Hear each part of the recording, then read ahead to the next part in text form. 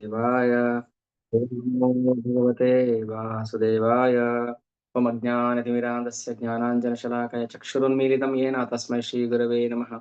श्रीचैतन्यमनोभीष्टं स्थापितं येन भूतले स्वयं रूपः कदा मह्यं ददाति स्वपदान्तिकं वन्देऽहं श्रीगुरो श्रीयुतः पदकमलं श्रीगुरून् वैष्णवांश्च श्रीरूपं सागजातं सहगणरघुनाथान्वितं तं सजीवं साद्वैतं सवधूतं परिजनसहितं कृष्णचैतन्यदेवां श्रीराधा कृष्णपादान् सहगणललिता श्रीविशाखान्वितांश हे कृष्णा करुणा सिन्धो दीनबन्धो जगत्पते गोपेश गोपिका कान्ता राधा कान्त नमोऽस्तुते तप्तकाञ्चन गौराङ्गी राधे वृन्दावनेश्वरी वृषभानुस्तुते प्रणमामि हरिप्रिये पाञ्चाकल्पतरुभ्यश्च कृपा सिन्धुभ्य एव च पतितानां पावनेभ्यो वैष्णवेभ्यो नमो नमः।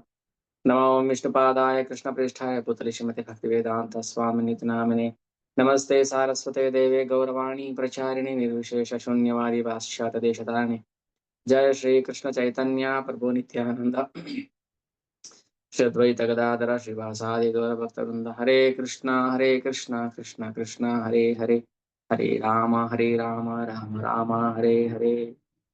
नमो विष्णुपादाय कृष्ण प्रेष्ठाय भूतले श्रीमते भक्ति विकास स्वामी नामिने हरे कृष्ण ಶ್ರೀಮದ್ ಭಾಗವತಂ ಸ್ಕಂದ 4 ಅಧ್ಯಾಯ 28 ಪುರಂಜನ ರಾಜನು ಮರುಜನ್ಮದಲ್ಲಿ ಸ್ತ್ರೀಯಾಗುವನು. ಮೆಸೇಜ್ ಅಲ್ಲಿ ನಾವು ಹಳೆ ಮೆಸೇಜ್ ಹಾಕಿದ್ವಿ.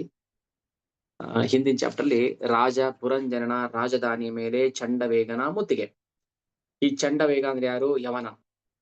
ಈ ಯವನ ಏನ್ ಮಾಡ್ತಾನೆ? ಪುರಂಜನ ಅಂದ್ರೆ ಜೀವನನ್ನ ಆಕ್ರಮಿಸ್ಕೊಳ್ತಾನೆ. ಯಾವಾಗ ಪುರಂಜನಿಗೆ ವಯಸ್ಸಾಯ್ತು, ಮುಪ್ಪಾಯ್ತು, ಪ್ರಜ್ವಾರ ಅನ್ನೋನು ಅವನನ್ನ ಬಾಧಿಸ್ತಾನೆ. ಅಂದ್ರೆ ಕಾಯಿಲೆ, ವಯಸ್ಸಾಗ್ತಾ ವೃದ್ಧಾಪ್ಯದಲ್ಲಿ ಏನು ವಯೋಸಹಜ ಕಾಯಿಲೆ ಬರುತ್ತೆ, ಹಾಗೆ ಪುರಂಜನ ರಾಜನ ಈ ಪ್ರಜ್ವಾರ ಅನ್ನೋ ಒಬ್ಬ ಅವನೊಂಥರ ಕಾಯಿಲೆ, ಪ್ರಜ್ವಾರ ಅನ್ನೋನು ದಾಳಿ ಮಾಡ್ತಾನೆ. ಯವನನ ಭಟರು ಇರ್ತಾರೆ. ಯವನನ ತಂಗಿ ಕಾಲಕನ್ಯೆ. ಯವನನ್ನ ಮದುವೆ ಆಗ್ಬೇಕು ಅಂತ ಹೋಗ್ತಾಳೆ, ಬಟ್ ತಂಗಿಯಾಗಿ ಅವಳನ್ನ ಸ್ವೀಕಾರ ಮಾಡ್ತಾನೆ. ಈ ಕಾಲಕನ್ಯೆ ಕಾಲನ ಮಗಳು ಕಾಲ.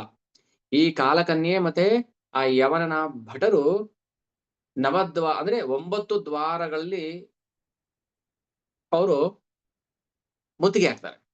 9 ದ್ವಾರಗಳು ಮುತ್ತಿಗೆ.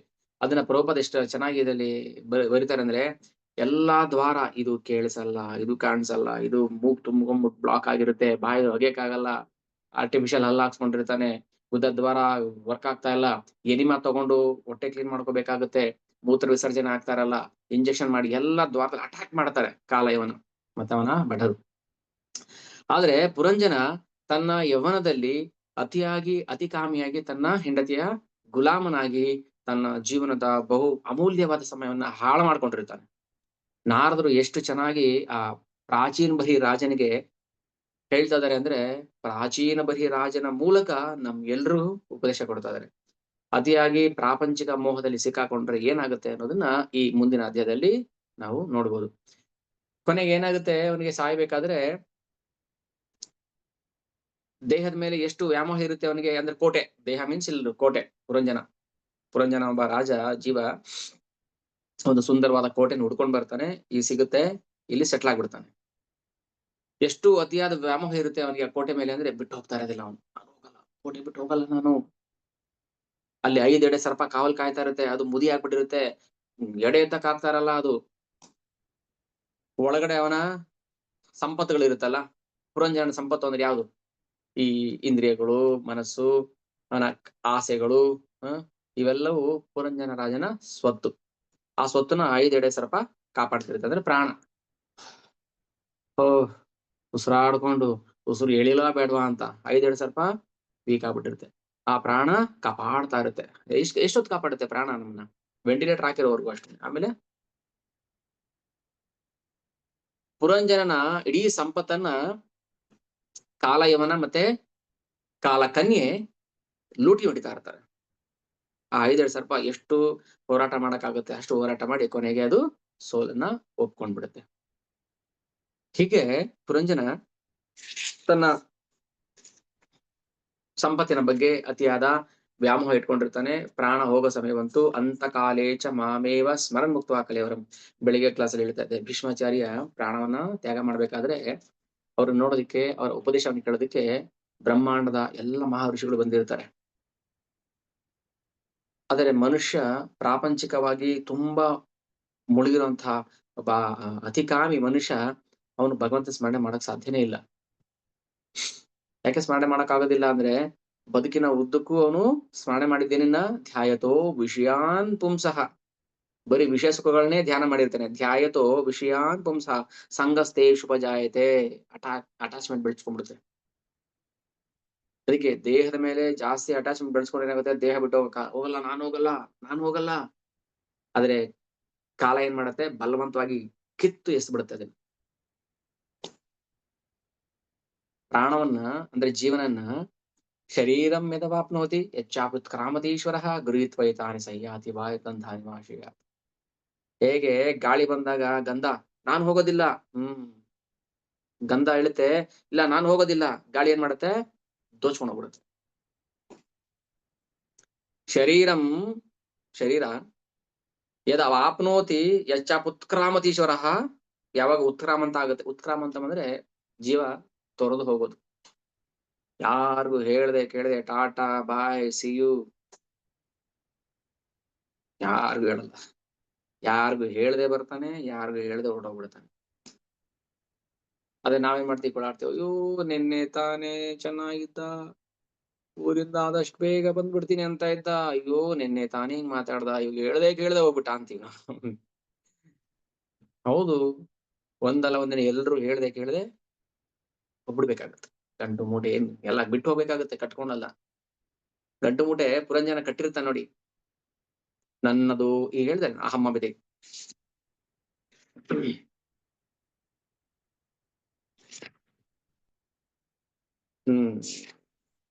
ಅಹಮಮೇತಿ ಇದೆ. ಅಹಂ ಮಮೇತಿ ಸ್ವೀಕೃತ್ಯ ಗೃಹೇಶು ಕುಮತಿರ್ಗೃಹಿ. ಕುಮತಿ ಸುಮತಿ ಅಲ್ಲ, ಅವನು ಕುಮತಿ, ಕೆಟ್ಟ ಬುದ್ಧಿ. ಅಹಂ ಮಮೇತಿ ಸ್ವಕೃತ್ಯೆ, ಅಹಂ ಮಮೇತಿ ಸ್ವೀಕೃತ್ಯ ಗೃಹೇಶು ಕುಮತಿ. ನನ್ನ ಮನೆ, ಇದು ನನ್ನ ಮನೆ, ಇದು ನನ್ನ ದೇಹ. ದದ್ಯೋ ಪ್ರಮದಯಾದೇನೋ ವಿಪ್ರಯೋಗ ಉಪಸ್ಥಿತೆ ಅನ್ನುವಾದ ಹೇಳ್ತಾರೆ. ಪುರಂಜನ ರಾಜನು, ಪುರಂಜನ ಅಂದ್ರೆ ಯಾರು, ಜೀವ, ಮರ್ತೋಗ್ಬಾರ್ದು. ಮತ್ತೆ ಆಮೇಲೆ ಏನಾಗುತ್ತೆ ಗೊತ್ತಾ, ಇದನ್ನ ಜ್ಞಾಪಿಸ್ಲಿಲ್ಲ ಅಂದ್ರೆ ನಾವು ಯಾವ್ದೋ ಕಾಮಿಕ್ಸ್ ಕತೆ ಹೇಳ್ತಾ ಇದಾರೆ ಅಂತ ಅನ್ಸ್ಬಿಡುತ್ತೆ. ಇದು ಕತೆ ಅಲ್ಲ, ಇದು ನಮ್ದೇ ಸ್ವಂತ ಕತೆ ಇದು. ಪುರಂಜನ ಜೀವ, ಪುರಂಜನ ರಾಜನು ತನ್ನ ಕುಟುಂಬಕ್ಕೆ, ಕುಟುಂಬ ಅಂದ್ರೆ ಇಲ್ಲಿ ನಮ್ಮಲ್ಲಿ ಏನಿದೆ, ಕಣ್ಣು ಕಿವಿ ಎಲ್ಲ ಬಂಧು ಬಳಗ ಜೀವನಿಗೆ, ಇದು ನನ್ನ ಕಣ್ಣು, ಇದು ನನ್ನ ತಲೆ, ಇದು ನನ್ನ ಕೈ, ಇದು ನನ್ನದು ಅಂತ ಹೇಳ್ತೀವಲ್ವಾ, ಎಂಬ ಕಲ್ಪನೆಗಳಿಗೆ ಅತಿಯಾಗಿ ಅಂಟಿದ್ದನು. ತನ್ನ ಹೆಂಡತಿಯ ಬಗ್ಗೆ ಅತಿಯಾಗಿ ಮೋಹಗೊಂಡದ್ರಿಂದ ಆಗಲೇ ಸಾಕಷ್ಟು ದರಿದ್ರನಾಗಿದ್ದನು. ವಿಯೋಗದ ಸಮಯದಲ್ಲಿ ಅವನು ತುಂಬಾ ಕೊರಗಿದನು. ಅಯ್ಯೋ ನಾನು ಹೋಗ್ಬಿಟ್ರೆ ನನ್ನ ಹೆಂಡತಿ ಮಕ್ಳ ಕತೆ ಏನಾಗ್ಬೇಕು, ಅದೇನೋ ಕೆಲ್ಸ ಅರ್ಧಂಬರ್ಧ ನಿಂತಿತ್ತು, ನಾನು ಹೋಗ್ಬಿಟ್ರೆ ನನ್ನ ಕತೆ, ಅವಳ ಕತೆ ಮುಗೀತು ಅಂತ ಯೋಚನೆ ಮಾಡ್ತಾ ಇರ್ತಾನೆ. ಲೋಕಾಂತರಂ ಗತವತಿ ಮಯ್ಯನಾಥ ಕುಟುಂಬಿನಿ. ಕುಟುಂಬಿನಿ ಅಂದ್ರೆ ಹೆಂಡತಿ, ಮನೆ, ಮಕ್ಕಳು, ಗಾಡಿ, ಸಂಪತ್ತು. ವರ್ತಿಷ್ಯತೆ ಕಥಂ ತ್ವೇಷ ಬಾಲಕ ಅನುಶೋಚತಿ. ಅಯ್ಯೋ ನನ್ನ ಸಣ್ಣ ಮಕ್ಳಿದ್ದಾರೆ, ನನ್ನ ಮುದ್ದು ಮಕ್ಳಿದ್ದಾರೆ, ಅವ್ರ ಗತಿ ಏನಾಗ್ಬೇಕು. ಪುರಂಜನ ರಾಜನು ಕೊರಗುವನು, ಅಯ್ಯೋ ನನ್ನ ಹೆಂಡತಿಗೆ ಇಷ್ಟೊಂದು ಮಕ್ಕಳ ಹೊಣೆಗಾರಿಕೆ ಇದೆಯಲ್ಲ, ನಾನು ಈ ದೇಹ ತ್ಯಾಗ ಮಾಡಿದ ನಂತರ ಅವಳು ಈ ಕುಟುಂಬದ ಸದಸ್ಯರನ್ನೆಲ್ಲ ಹೇಗೆ ನೋಡಿಕೊಳ್ಳುತ್ತಾಳೆ. ಅರೇ ನೀನ್ ಫಸ್ಟ್ ನೀನ್ ನೋಡ್ಕೊ, ನೀನ್ ಎಲ್ಲಿ ಹೋಗ್ತದೆ ಗೊತ್ತಾ, ನೀನೇ ನರ್ಕಕ್ಕೆ ಹೋಗ್ತಾ ಇದೀಯ. ನೀನ್ ಹೆಂಡತಿ ಮಕ್ಳ ಕತೆ ಕಟ್ಕೊಂಡು ಏನಾಗ್ಬೇಕು ನಿನಗೆ.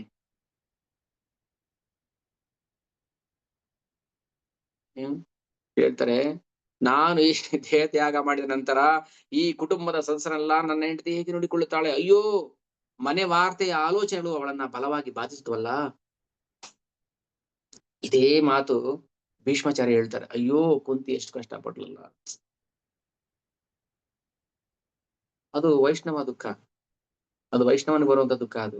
ಅಯ್ಯೋ ಕುಂತಿ ಮಹಾರಾಣಿ ಎಷ್ಟು ಧರ್ಮಿಷ್ಠ, ಒಳ್ಳೆ ಒಳ್ಳೆ ಮಕ್ಕಳು, ಸಣ್ಣ ಮಕ್ಕಳನ್ನು ಹೊತ್ಕೊಂಡು ಹೆಂಗೆ ಕಷ್ಟಪಟ್ಲು, ವಿಧವೆ, ಗಂಡ ಬೇರೆ ಇಲ್ಲ, ಹೆಂಗೆ ಸಂಸಾರ ಮಾಡಿ ಎಷ್ಟು ಕಷ್ಟಪಟ್ಲು ಅಂತ ಯೋಚನೆ ಮಾಡ್ತಾ ಇದ್ದಾನೆ. ಇಲ್ಲಿ ಪುರಂಜನ, ಅಯ್ಯೋ ನಾನ್ ಸತ್ತೋದ್ಮೇಲೆ ಅವನಿಗೆ ಇಷ್ಟು ಕಷ್ಟಪಡ್ತಾಳೆ ಅಂತ ಯೋಚನೆ ಮಾಡ್ತಾನೆ. ಲೋಕಾಂತರಂ ಗತವತಿ, ಲೋಕಾಂತರ ಅಂದ್ರೆ ನಾನು ಈ ಲೋಕವನ್ನ ಬಿಟ್ಟು ಹೋಗ್ತೀನಿ, ಗತವತಿ ಹೋಗ್ತೀನಿ ನಾನು ಲೋಕವನ್ನ ಬಿಟ್ಟು. ಆಗ ಮಯ್ಯನಾಥ ಕುಟುಂಬಿನಿ, ಮೈ ಪ್ಲಸ್ ಅನಾಥ. ನಾನು ಬೆಳಿಗ್ಗೆ ಹೇಳ್ತಾ ಇದ್ದೆ, ಮಯ್ಯ ವೇಶ್ಯ, ಮಯ್ಯ ಬೇರೆ ವೇಶ್ಯ ಬೇರೆ ಮಾಡಿದಾಗ ಏನಾಗುತ್ತೆ, ತಪ್ಪಾಗುತ್ತೆ. ಮೈ ಆವೇಶ್ಯ, ನನ್ನಲ್ಲಿ ಮನಸ್ಸನ್ನಿಟ್ಟು ಅಂತ. ಇಲ್ಲಂಗೇನೆ ಲೋಕಾಂತರ ಮಯ್ಯಾನಾಥ ಕುಟುಂಬಿನಿ, ನನ್ನ ಕುಟುಂಬದವರು ಮೈ ಅನಾಥ, ನನ್ನ ಕುಟುಂಬ ಅನಾಥ ಆಗ್ಬಿಡುತ್ತೆ ನಾನ್ ಸತ್ತು ಹೋದ್ಮೇಲೆ. ನಾವೆಲ್ಲರೂ ಯೋಚನೆ ಮಾಡಿದ್ದೆ ತಾನೆ, ಅಯ್ಯೋ ನನ್ ಮಕ್ಳು ಅನಾಥ ಆಗ್ಬಿಡ್ತಾರೆ, ನನ್ ಮಕ್ಳು ಚೆನ್ನಾಗಿ ನೋಡ್ಕೊಡಿ, ನಾನ್ ಕಣ್ಮುಚ್ಕೊಂಡ್ಬಿಡ್ತೀನಿ, ನನ್ಗೆ ವಯಸ್ಸಾಯ್ತು, ನೀನ್ ಚೆನ್ನಾಗಿ ನೋಡ್ಕೋ, ಬ್ಯಾಂಕಲ್ಲಿ ಸ್ವಲ್ಪ ದುಡ್ಡು ಇಟ್ಟಿದೀನಿ, ಎಫ್ ಡಿ ಮಾಡಿದೀನಿ, ಸ್ವಲ್ಪ ಬಡ್ಡಿ ಬರುತ್ತೆ. ಓಹ್ ಕೃಷ್ಣ. ಲೋಕಾಂತರಂ ಗತವತಿ ಮಯ್ಯಾನಾಥ ಕುಟುಂಬಿನಿ, ನಾನ್ ಸತ್ತೋಗ್ಬಿಡ್ತೀನಿ, ನನ್ನ ಕುಟುಂಬ ಅನಾಥ ಆಗುತ್ತೆ. ವರ್ತಿಷ್ಯತೆ ಕಥಂ ತ್ವೇಷ, ಬಾಲಕ ಬಾಲಕಾನ್ ಅನುಶೋಚವತಿ. ಪುರಂಜನ ರಾಜನು ತನ್ನ ಹೆಂಡತಿಯ ಬಗ್ಗೆ ಎಷ್ಟೊಂದು ಚಿಂತಿಸುತ್ತಿದ್ದು ಆತನು ಹೆಂಗಸಿನ ಬಗ್ಗೆ ಅತಿಯಾಗಿ ಚಿಂತಿಸಿದ್ದ ಎಂಬುದನ್ನ ಸೂಚಿಸುತ್ತದೆ. ಚಾಪ್ಟರ್ ನೇಮ್ ಏನು? ಪುರಂಜನ ರಾಜನು ಮರುಜನ್ಮದಲ್ಲಿ ಸ್ತ್ರೀ ಆಗುವನು. ಯಾರು ಅತಿಯಾಗಿ ಸ್ತ್ರೀಯರ ವ್ಯಾಮೋಹದಲ್ಲಿ, ವಿಶೇಷವಾಗಿ ಹೆಂಡತಿಯರ ವ್ಯಾಮೋಹದಲ್ಲಿ ಬಿದ್ದಿರ್ತಾರೆ, ಅವರು ಮುಂದಿನ ಜನ್ಮದಲ್ಲಿ ಹೆಣ್ಣಾಗಿ ಹುಟ್ಟುತ್ತಾರೆ. ಹಾಗಾದ್ರೆ ನಾವು ಹೆಣ್ಣಾಗಿ ಹುಟ್ಟಿರೋರೆಲ್ಲ ಹಂಗ್ ಮಾಡಿದ್ವಾ ಅಂತ ಪ್ರಶ್ನೆ ಕೇಳ್ಕೋಬಾರದು. ನನ್ಗೆ ಗೊತ್ತಿಲ್ಲ. ಇಲ್ಲಿ ಏನು ನಾವು ಏನ್ ಕರ್ಮ ಮಾಡಿದೀವಿ ಅದಕ್ಕೆ ತಕ್ಕಾಗೆ ನಾವು ಫಲವನ್ನ ಅನುಭವಿಸ್ತಿದೀವಿ ಅಷ್ಟೇ. ಹಂಗಂತ ಯಾರು ಶಾಸ್ತ್ರ ಸ್ತ್ರೀಯರ ಬಗ್ಗೆ ಕೆಟ್ಟದಾಗ ಏನು ಮಾತಾಡಿಲ್ಲ, ಕೃಷ್ಣ ಸ್ತ್ರೀಯರ ಬಗ್ಗೆ ಕೆಟ್ಟದಾಗ ಏನು ಮಾತಾಡಿಲ್ಲ.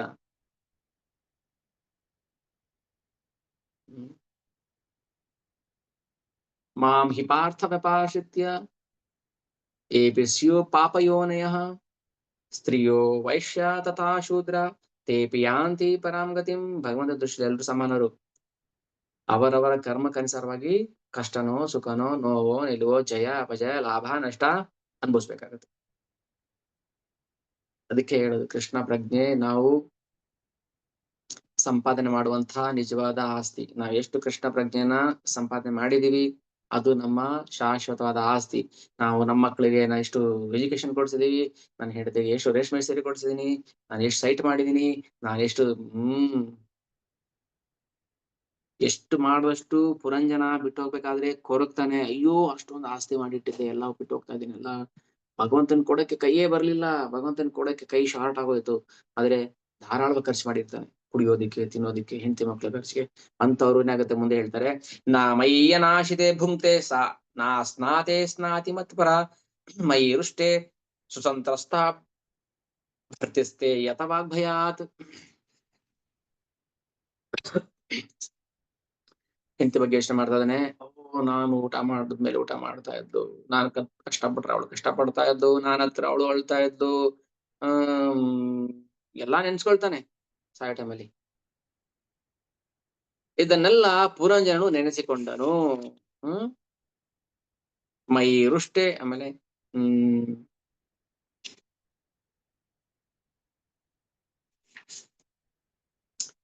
ಪ್ರಬೋಧಯತಿ ಮಾ ವಿಜ್ಞಂ ವಿಶ್ತೆ ಶೋಕಕರ್ಷಿತ ವರ್ತಮೈತದ್ ಗೃಹಮೇದಿಯಂ ವೀರಸೂರಪಿ ನೆಶ್ಯತಿ.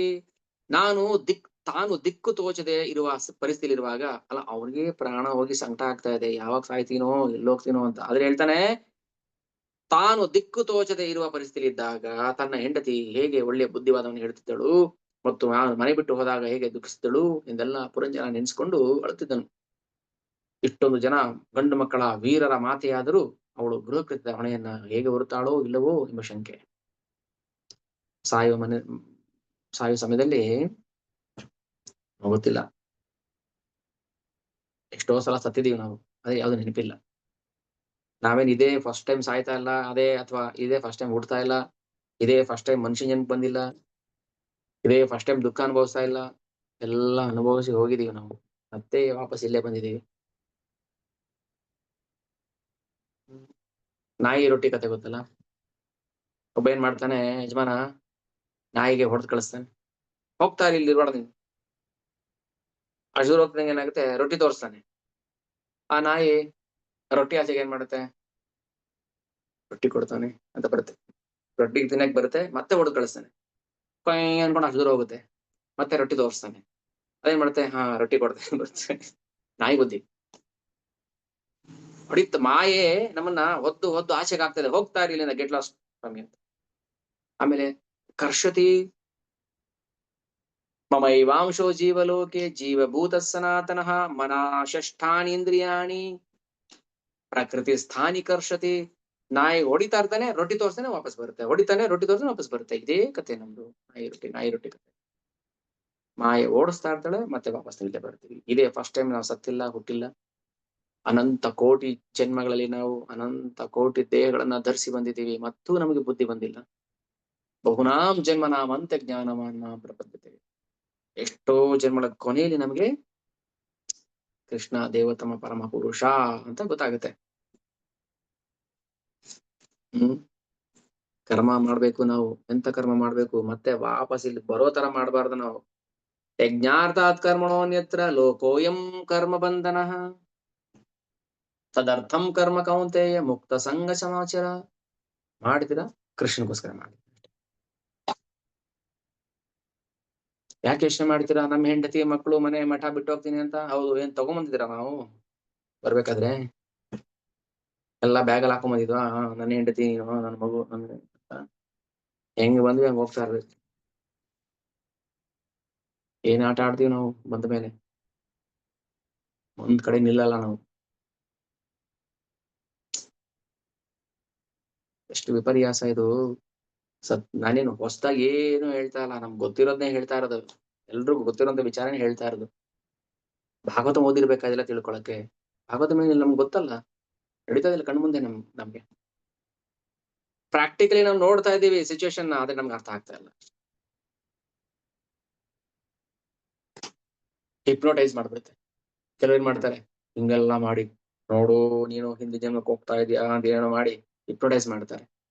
ಆತರ ಭಾಗವತ ಹಿಪ್ನೋಟೈಸ್ ಮಾಡ್ತಾ ಇಲ್ಲ. ಇರೋ ಫ್ಯಾಕ್ಟ್ ಹೇಳ್ತಾರೆ, ನೋಡಿಪಾ ಇಷ್ಟೇ ಸತ್ಯ, ನಿನ್ ರಿಸಲ್ಟ್ ನಿಂದು, ನಿಮ್ ಬಂಡವಾಳ ಇಲ್ಲಿದೆ ನೋಡಿ ಅಂತ ತೋರ್ಸದೆ. ನಮ್ ಬಂಡವಾಳ ತೋರ್ಸದೆ ಇಲ್ಲಿ. ಹೊಸದಾಗಿ ಯಾವ್ದು ಹೇಳ್ತಾ ಇಲ್ಲ. ಎಲ್ಲಾನು ಜೀವನಿಗೆ ಗೊತ್ತಿದೆ. ಆದ್ರೆ ಗೊತ್ತಿದೆ ಅನ್ನೋದು ಗೊತ್ತಿಲ್ಲ, ಅದು ಪ್ರಾಬ್ಲಮ್.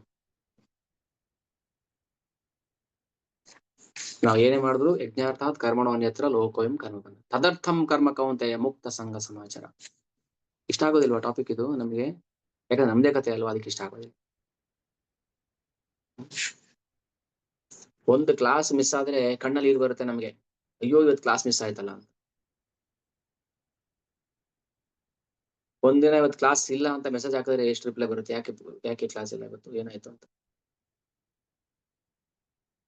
ಎಷ್ಟು ಕುತೂಹಲವಾಗಿ ಕೂತಿರ್ಬೇಕು ನಮ್ಗೆ. ಭಾಗವತ ನಿತ್ಯಂ ಭಾಗವತ ಸಭೆ, ಇವತ್ತೇನ್ ಹೇಳ್ತಾರೆ, ಏನ್ ಟಾಪಿಕ್ ಇರುತ್ತೆ, ಏನ್ ರಹಸ್ಯ ಇರುತ್ತೆ, ಅದ್ರೆ ನಮ್ಗೆ ರುಚಿ ಕೊಡೋದಿಲ್ಲ. ಹೇಳ್ತಾರೆ,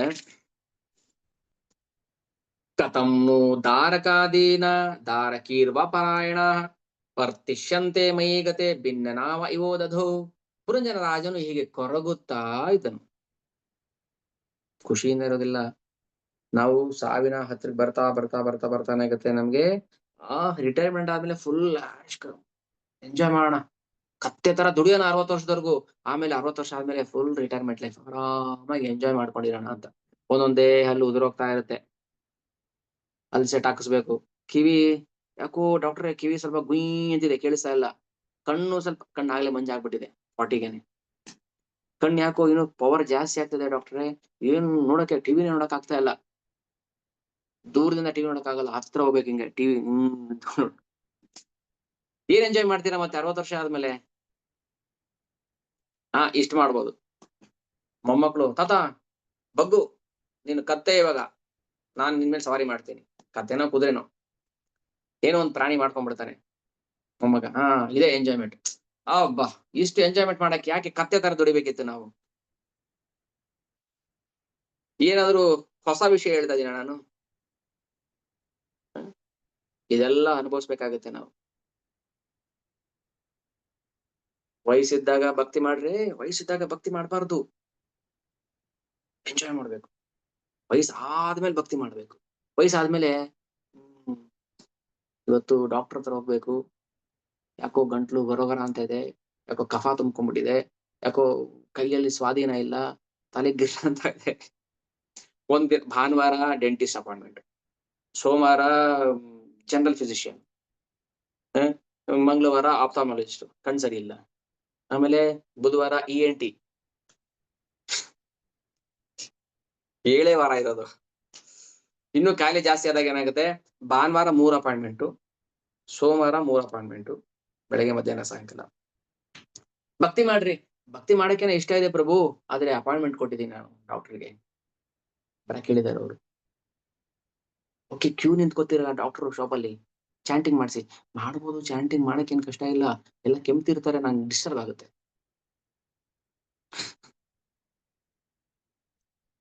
ಇವೆಲ್ಲ ಹೇಳ್ತಾರೆ ನಮಗೆ. ಅಲ್ಲ, ನೀವು ಫ್ರೀ ಟೈಮಲ್ಲಿ ಮಾಡಿ ಚಾಂಟಿಂಗ್. ಟೈಮೇ ಸಿಕ್ಕೋದಿಲ್ಲ ಪ್ರಭು, ಟೈಮೇ ಸಿಕ್ಕೋದಿಲ್ಲ ನಮ್ಗೆ. ವರ್ಸ್ಟ್ ಕೇಸಲ್ಲಿ ಟಾಯ್ಲೆಟ್ ಅಲ್ಲಿ ಫ್ರೀ ಸಿಗುತ್ತೆ, ಆದ್ರೆ ಅಲ್ಲೆಲ್ಲ ಮಾಡ್ಬಾರ್ದಲ್ವಾ? ಇನ್ಯಾವಾಗ ಚಟ್ಟದ ಮೇಲೆ ಮಲ್ಕೊಂಡ ಮಾಡ್ತೀಯ ಹೋಗ್ಲಿ. ಲಾಸ್ಟ್ ಆಪ್ಷನ್ ಅಷ್ಟೇ. ಟಾಯ್ಲೆಟ್ ಅಲ್ಲಿ ಜಪ ಮಾಡೋದು ಬಿಟ್ರೆ ಬೇರೆ ನಮ್ಗೆ ಆಪ್ಷನ್ ಸಿಗೋದಿಲ್ಲ. ಇನ್ನ ಅದಕ್ಕೂ ಮೀರಿ ಅಂದ್ರೆ ಚಟ್ಟ. ಎಲ್ಲ ಕಡ್ಲೆಪುರಿ ಕಾಸೆ ಎರಚ್ತಾ ಇರ್ತಾರೆ. ರಾಮ್ ನಾಮ್ ಸತ್ಯ ಹೇ, ರಾಮ್ ನಾಮ್ ಸತ್ಯ ಹೇ, ಸತ್ಯ ಹೇ. ಚಾಂಟಿಂಗ್ ಮಾಡಿ ಇವಾಗ ಮಾಡ್ತೀವ ನಾವು?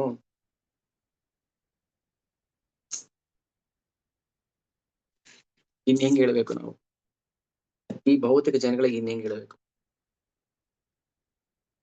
ಏನೋ ಕಿಂಚಿತ್ತು ಭಗವಂತನ ಸೇವೆ ಮಾಡ್ತಾ ಇದೀವಿ ಪ್ರಭು. 16 ರೌಂಡ್ ಆಗ್ತಾ ಇಲ್ಲ, 8 ಮಾಡ್ತಾ ಇದೀನಿ, ಮಾಡಿಯಪ್ಪ ಹೋಗ್ಲಿ. 8 ಆಗ್ತಾ ಇಲ್ಲ, 4 ಮಾಡಿ ಮಾಡಿ ಮಾಡಿ. 4 ಆಗ್ತಾ ಇಲ್ಲ, 2 ಮಾಡ್ತೀನಿ. ಮಾಡಿ ಮಾಡಿ ಪ್ರಭು. 2 ಮಾಡಕ್ ಟೈಮ್ ಇಲ್ಲ. 1 ರೌಂಡ್ ಮಾಡಿ, ಪರವಾಗಿಲ್ಲ, ವೆರಿ ಗುಡ್. 1 ರೌಂಡ್ ಜಪ. ಒಂದ್ ಸಲ ಆದ್ರೂ ಹರೇ ಕೃಷ್ಣ ಮಂತ್ರ ಹೇಳಿಯಪ್ಪ ಹೋಗ್ಲಿ. ಒಂದ್ ಸಲ ಹರೇ ಕೃಷ್ಣ ಹೇಳಿ ಸಾಕು. ದ್ರೌಪದಿ ಏನ್ ಹೇಳ್ತಾರೆ ಈ ವಿಷಯದಲ್ಲಿ? 16 ರೌಂಡ್ ಜಪ ಮಾಡ್ತಾ ಅಲ್ವಾ ನೀನು? ನನ್ ಮುಂದೆ ಬಂದ್ ನಿಂತ್ಕೋಬೇಡ,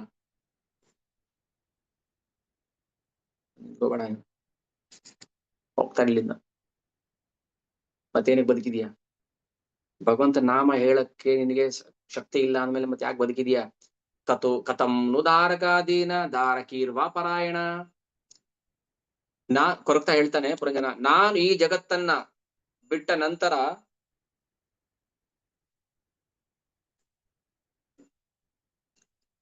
ನನ್ನನ್ನೇ ಪೂರ್ತಿಯಾಗಿ ಅವಲಂಬಿಸಿರುವ ನನ್ನ ಪುತ್ರರು ಪುತ್ರಿಯರು ಹೇಗೆ ಬದುಕಿರುತ್ತಾರೆ ಅಂದ್ರೆ ಯಾರು?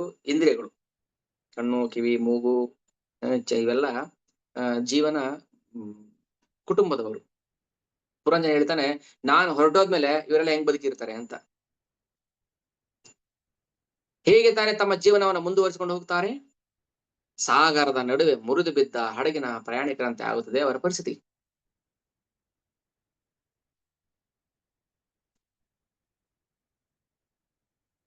ನಮ್ಮ ಒಬ್ಬ ರಾಜಕೀಯ ಮುತ್ಸದ್ದಿಯವರು ಅಕಾಲಿಕ ಮರಣವನ್ನಿದ್ದಾರೆ.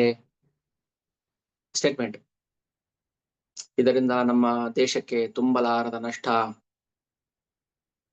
ನಾವೆಲ್ಲರೂ ಅವರಿಗೆ ಶಾಂತಿಯನ್ನ ಕೋರೋಣ. ಟಿವಿಲಿ ಕೊಯ್ ಅಂತ ಬರ್ತಿರುತ್ತೆ. ಒಂದ್ ವಾರ ಏನು ಪ್ರೋಗ್ರಾಮ್ ಇರೋದಿಲ್ಲ. ಒಂದ್ ವಾರ ಏನು ಮೌನ, ಪೂರ್ತಿ ಶೋಕಾಚರಣೆ. ಒಂದ್ ವಾರ ಯಾವ ಧಾರಾವಾಹಿಗೆ ಏನು ಇರೋದಿಲ್ಲ. ಯಾಕಂದ್ರೆ ದೇಶಕ್ಕೆ ತುಂಬಲಾರದ ನಷ್ಟ.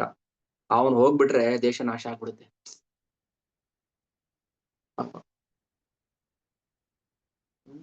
ಹೇಳ್ತಾನೆ, ಅದೇ ರೀತಿ ರಾಜಕಾರಣಿ ಆದವನು ತನ್ನ ದೇಶಕ್ಕೆ ಅಥವಾ ತನ್ನ ರಾಜಕೀಯ ಪಕ್ಷಕ್ಕೆ ಏನಾಗುತ್ತದೆ ಎಂಬುದರ ಬಗ್ಗೆ ತಲೆ ಕೆಡಿಸಿಕೊಳ್ತಾನೆ. ನಾನು ಹೋಗ್ಬಿಟ್ರೆ ಮತ್ತೆ ಪಕ್ಷ ಏನಾಗ್ಬೇಕು? ಪಕ್ಷವನ್ನ ಕಟ್ಟಿ ಚೆನ್ನಾಗಿ ಬೆಳೆಸಿದೀನಿ. ಪಕ್ಷಕ್ಕೋಸ್ಕರ ನಾವು ಬೆವರು ಸುರಿಸಿಲ್ಲ, ಮತ್ತೆ ರಕ್ತ ಹರಿಸಿದೀವಿ ಅಂತ ಹೇಳ್ತಾನೆ. ನಾನು ಹೋದ್ಮೇಲೆ ಪಕ್ಷದ ಕಥೆ ಏನಾಗ್ಬೇಕು? ವ್ಯಕ್ತಿಯು ಪೂರ್ಣವಾಗಿ ಕೃಷ್ಣ ಪ್ರಜ್ಞನಾಗಿದ್ದರೆ ಅವನು ಮುಂದಿನ ಜನ್ಮದಲ್ಲಿ ತನ್ನ ಪ್ರಜ್ಞೆಗೆ ತಕ್ಕಂತೆ ಅವನು ದೇಹವನ್ನ ಧರಿಸಬೇಕಾಗುತ್ತದೆ. ಪುರಂಜನ ತನ್ನ ಹೆಂಡತಿ ಮತ್ತು ಮಕ್ಕಳ ಬಗ್ಗೆ ಅತಿಯಾಗಿ ಚಿಂತಿಸುತ್ತಿದ್ದರಿಂದ, ತನ್ನ ಹೆಂಡತಿಯ ಬಗ್ಗೆ ಅತಿಯಾಗಿ ಚಿಂತಾಕ್ರಾಂತನಾಗಿರುವುದರಿಂದ ಅವನು ಸ್ತ್ರೀ ದೇಹವನ್ನ ಸ್ವೀಕರಿಸುತ್ತಾನೆ. ಅದಕ್ಕೆ ಹೇಳೋದು, ನಾವು ಮಣ್ಣಿಗೂ ಅತಿಯಾಗಿ ಅಂಟ್ಕೊಂಡ್ರೆ, ಯಾವ್ದಾದ್ರೂ ಆಗಿರ್ಲಿ, ಭೂಮಿಗೆ ಅಂಟ್ಕೊಂಡ್ರೆ ಏನಾಗುತ್ತೆ, ನಾವು ಮತ್ತೆ ಈ ಭೂಮಿಯಲ್ಲಿ ಹುಟ್ಟಿ ಬರ್ಬೇಕಾಗುತ್ತೆ. ಭೂತಾನಿ ಯಾಂತಿ ಭೂತೇಜ್ಯ ಯಾಂತಿ ಮಧ್ಯಾಜಿನೋಪಿ ಮಾಂ ಯಾಂತಿ ದೇವವೃತಾನ್ ದೇವಾನ್ ಪಿತೃನ್ ಯಾಂತಿ ಪಿತೃವೃತಾನ್.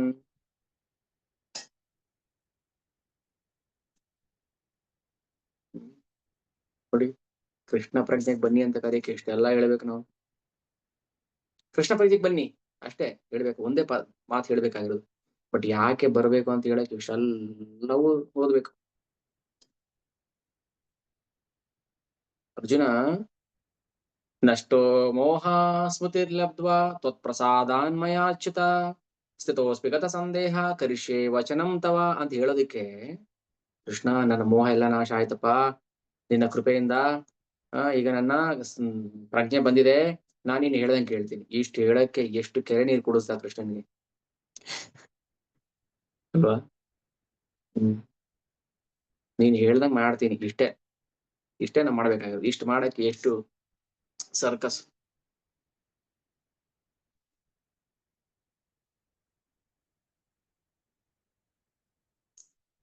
ಎಷ್ಟು ಕಷ್ಟಪಡ್ತೀವಿ ನಾವು ಕೃಷ್ಣ ಪ್ರಜ್ಞೆ ಬರೋದಕ್ಕೆ.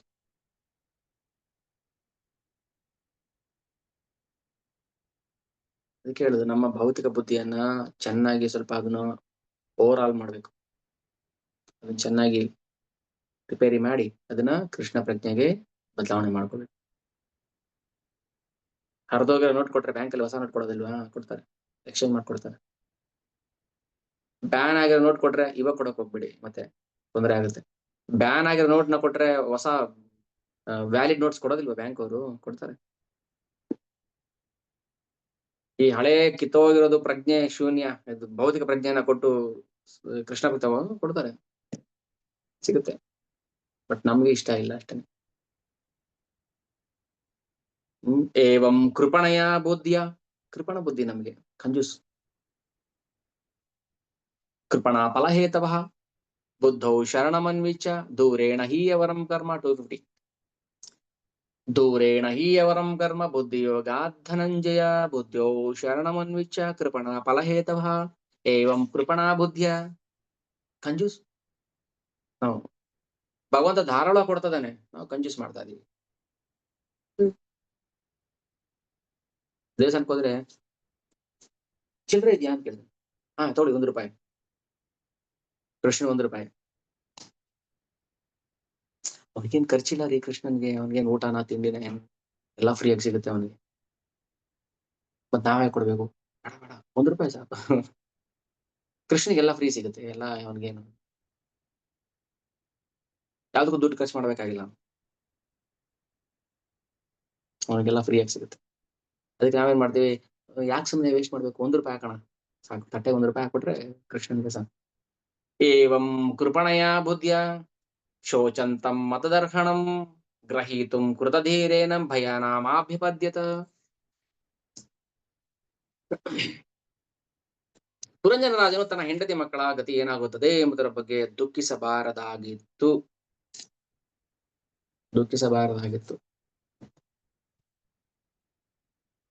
ಯಾಕೆ ದುಃಖಿಸಬಾರದು? ನಮ್ಮವ್ರು ಯಾರಾದ್ರೂ ಹೋದ್ರೆ ದುಃಖ ಆಗೋದಿಲ್ವಾ? ಅಳು ಬರೋದಿಲ್ವಾ? ಬರುತ್ತೆ. ಆದರೂ ಅವನು ತನ್ನ ಕೃಪಣ ಬುದ್ಧಿಯಿಂದ ಹಾಗೆ ಮಾಡಿದ. ಈ ಮಧ್ಯೆ ಯಾರ ಹೆಸರು ಸಾಕ್ಷಾತ್ ಭಯವೇ ಆಗಿತ್ತೋ ಆ ಯವನ ರಾಜನು ಅವನನ್ನ ಸೆರೆ ಹಿಡಿಯಲು ತಕ್ಷಣ ಅವನ ಬಳಿಗೆ ಬಂದನು. ನಮಗೆ ಭಯ ಶುರು ಆಗುತ್ತೆ, ನಾವು ಪ್ರತಿ ಕ್ಷಣ ಭಯದಲ್ಲೇ ಬದುಕ್ತಾ ಇರೋದು. ಯಾಕಂದ್ರೆ ಕೃಷ್ಣ ಪ್ರಜ್ಞೆ ಇಲ್ಲ ನಮಗೆ. ಅದಕ್ಕೆ ಬುದ್ಧೋ ಶರಣಂ ಅನ್ವಿಚ್ಯ ಕೃಪಣ ಫಲಹೇತವಃ.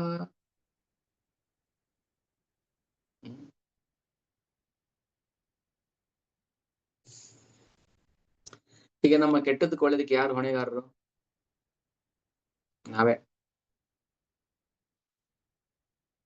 ನಾವೇ ಮಾಡ್ಕೊಂಡು ಸ್ವಯಂಕೃತ ಅಪರಾಧ.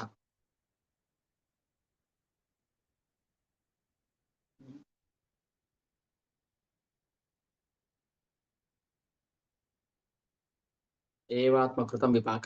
ಏವಾತ್ಮಕೃತಂ ವಿಪಾಕ. ನಾವು ಏನ್ ಮಾಡಿದೀವಿ, ನಮ್ಮ ಸ್ವಯಂಕೃತ ಅಪರಾಧ. ನಾವ್ ಯಾರನ್ನು ದೂಷಣೆ ಮಾಡುವಂಗಿಲ್ಲ. ನಾವು ಮಾಡ್ಬೇಕು, ಹೌದು, ನಾವು ಅನುಭವಿಸ್ಬೇಕು ಅದನ್ನ. ಪ್ರತಿಯೊಬ್ಬ ಜೀವಾತ್ಮನ ಜೀವನದಲ್ಲಿನ ಕ್ರಿಯೆ ಪ್ರತಿಕ್ರಿಯೆಗಳಿಗೆ ಅವನೇ ನೇರ ಹೊಣೆಗಾರ. ಏವಾತ್ಮಕೃತಂ ವಿಪಾಕಂ ತನ್ಮೇಷಂ. ಶರಣಾಗತಿ ಆದ್ರೆ ಮಾತ್ರ ಭಗವಂತ ಏನ್ ಮಾಡ್ತಾನೆ, ನಮ್ಮ ಜವಾಬ್ದಾರಿನ ಉಳಿಸ್ಕೊಳ್ತಾನೆ. ಇಲ್ಲ ಅಂದ್ರೆ ಏನಾಗುತ್ತೆ, ಈ ಪುರಂಜನನ್ನ ಪ್ರಾಣಿಗೆ ಹಗ್ಗ ಹಾಕಿ ಹೆಂಗ್ ಎಳ್ಕೊಂಡು ಹೋಗ್ತಾರೆ ಹಂಗೆ ಎಳ್ಕೊಂಡು ಹೋಗ್ತಾರೆ ಯವನ ರಾಜರು. ಹೆಂಗೆ? ಪಶುವತ್ ಯವನೈ. ಪಶುವತ್ ಅಂದ್ರೆ ಪಶು ತರ. ಈಗ ಹಸುಗೆ ಮೂಗು ಹಾಕಿ ಬರಲ್ಲ ಬರಲ್ವಾ ನೀನು ಅಂತ ಹೇಳಿ ಮಾಡ್ತಾನೆ, ಚಾಟಿ ತಗೊಂಡು ಹೊಡೆದು ಹೇಳ್ಕೊಂಡು ಹೋಗ್ತಾನೆ. ಪಶುವತ್ ಯವನೈ ಏನ್ ಮಾಡ್ತಾರೆ, ನಿಯಮಾನ ಸ್ವಕಂ ಕ್ಷಯಂ. ನಿಯಮಾನ ಅದೇನು? ಎಳ್ಕೊಂಡು ಹೋಗೋದು, ದಾರ ದಾರ ದಾರ ದಾರ ಅಂತ ಹೇಳ್ಕೊಂಡು ಹೋಗೋದು. ಅದೇ ಬೆಳಗ್ಗೆ ಹೇಳ್ತಾರೆ, ಧೂಮ್ರ ಮಾರ್ಗದಲ್ಲಿ ಜೀವನನ್ನ ಯಮದೂತರು ಎಳ್ಕೊಂಡು ಹೋಗ್ಬೇಕಾದ್ರೆ ಸೂಕ್ಷ್ಮ ಶರೀರವನ್ನ, ಸೂಕ್ಷ್ಮ ಶರೀರದ ಒಳಗೆ ಜೀವಾತ್ಮ ಇರೋದು. ಇಲ್ಲಲ್ಲ ಜೀವ ಇರೋದು, ಈ ದೇಹದಲ್ಲಿ ಜೀವ ಇಲ್ಲ. ಇದರೊಳಗೊಂದು ಸೂಕ್ಷ್ಮ ಶರೀರ ಇದೆ, ಅದರೊಳಗೆ ಇರೋದು ಜೀವಾತ್ಮ. ಇದು ಇಲ್ಲೇ ಬಿಟ್ಟೋಗ್ಬಿಡ್ತಾರೆ. ಪ್ಲಾಸ್ಟಿಕ್ ಕವರ್, ಇದು ಚರ್ಮದ ಕವರ್ ಇಲ್ಲೇ ಬಿಟ್ಬಿಡ್ತಾರೆ. ಚರ್ಮ, ಮೂಳೆ, ಮಾಂಸದ ಕವರ್ ಮೇಲೆ ಬಿಟ್ಬಿಡ್ತಾರೆ.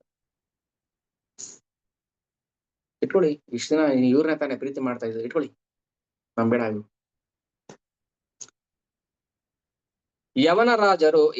ಯವನರು ಪುರಂಜನ ರಾಜನನ್ನ, ನಾನ್ ರಾಜ ಬಿಡ್ರಿ ನನ್ನ, ಹಿಂಗ್ ಹೇಳ್ಕೊಂಡು ಹೋಗ್ತೀರ, ನಾನ್ ಸದ್ದಾಮ್ ಹುಸೇನ್ ಒಂದ್ ಕಾಲದಲ್ಲಿ ಏನ್ ಮಾಡೋದು, ನೇಣಿಗೆ ಹಾಕಿದ್ರು ನನ್ನ.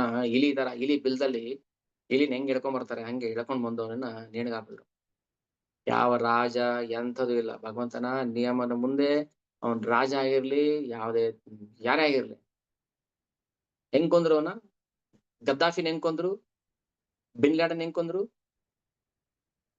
ನೀವು ಏನೇ ಚಕ್ರಾಧಿಪತಿ ಮಾಡ್ಬೋದು, ಏನೇ ನೀವು ಆಟ ಆಡ್ಬೋದು, ಆದ್ರೆ ಭಗವಂತನ ಮುಂದೆ ನಾವು ಆಟ ಆಡಕ್ ಆಗೋದಿಲ್ಲ. ಪಶುವತ್ ಯವನೈಯೇಷ ನಿಯಮಾನ ಸ್ವಕಂ ಕ್ಷಯಂ. ದರ ದರ ಅದ ಅಂತ ಹೇಳ್ಕೊಂಡು ಹೋಗ್ಬೇಕಾದ್ರೆ ಇಲ್ಲಿ ಹೇಳ್ತಾರೆ, ರಾಜನ ಅನುಯಾಯಿಗಳು ತುಂಬಾ ದುಃಖಿತರಾದರು. ಯಾರು? ಇಂದ್ರಿಯಗಳು.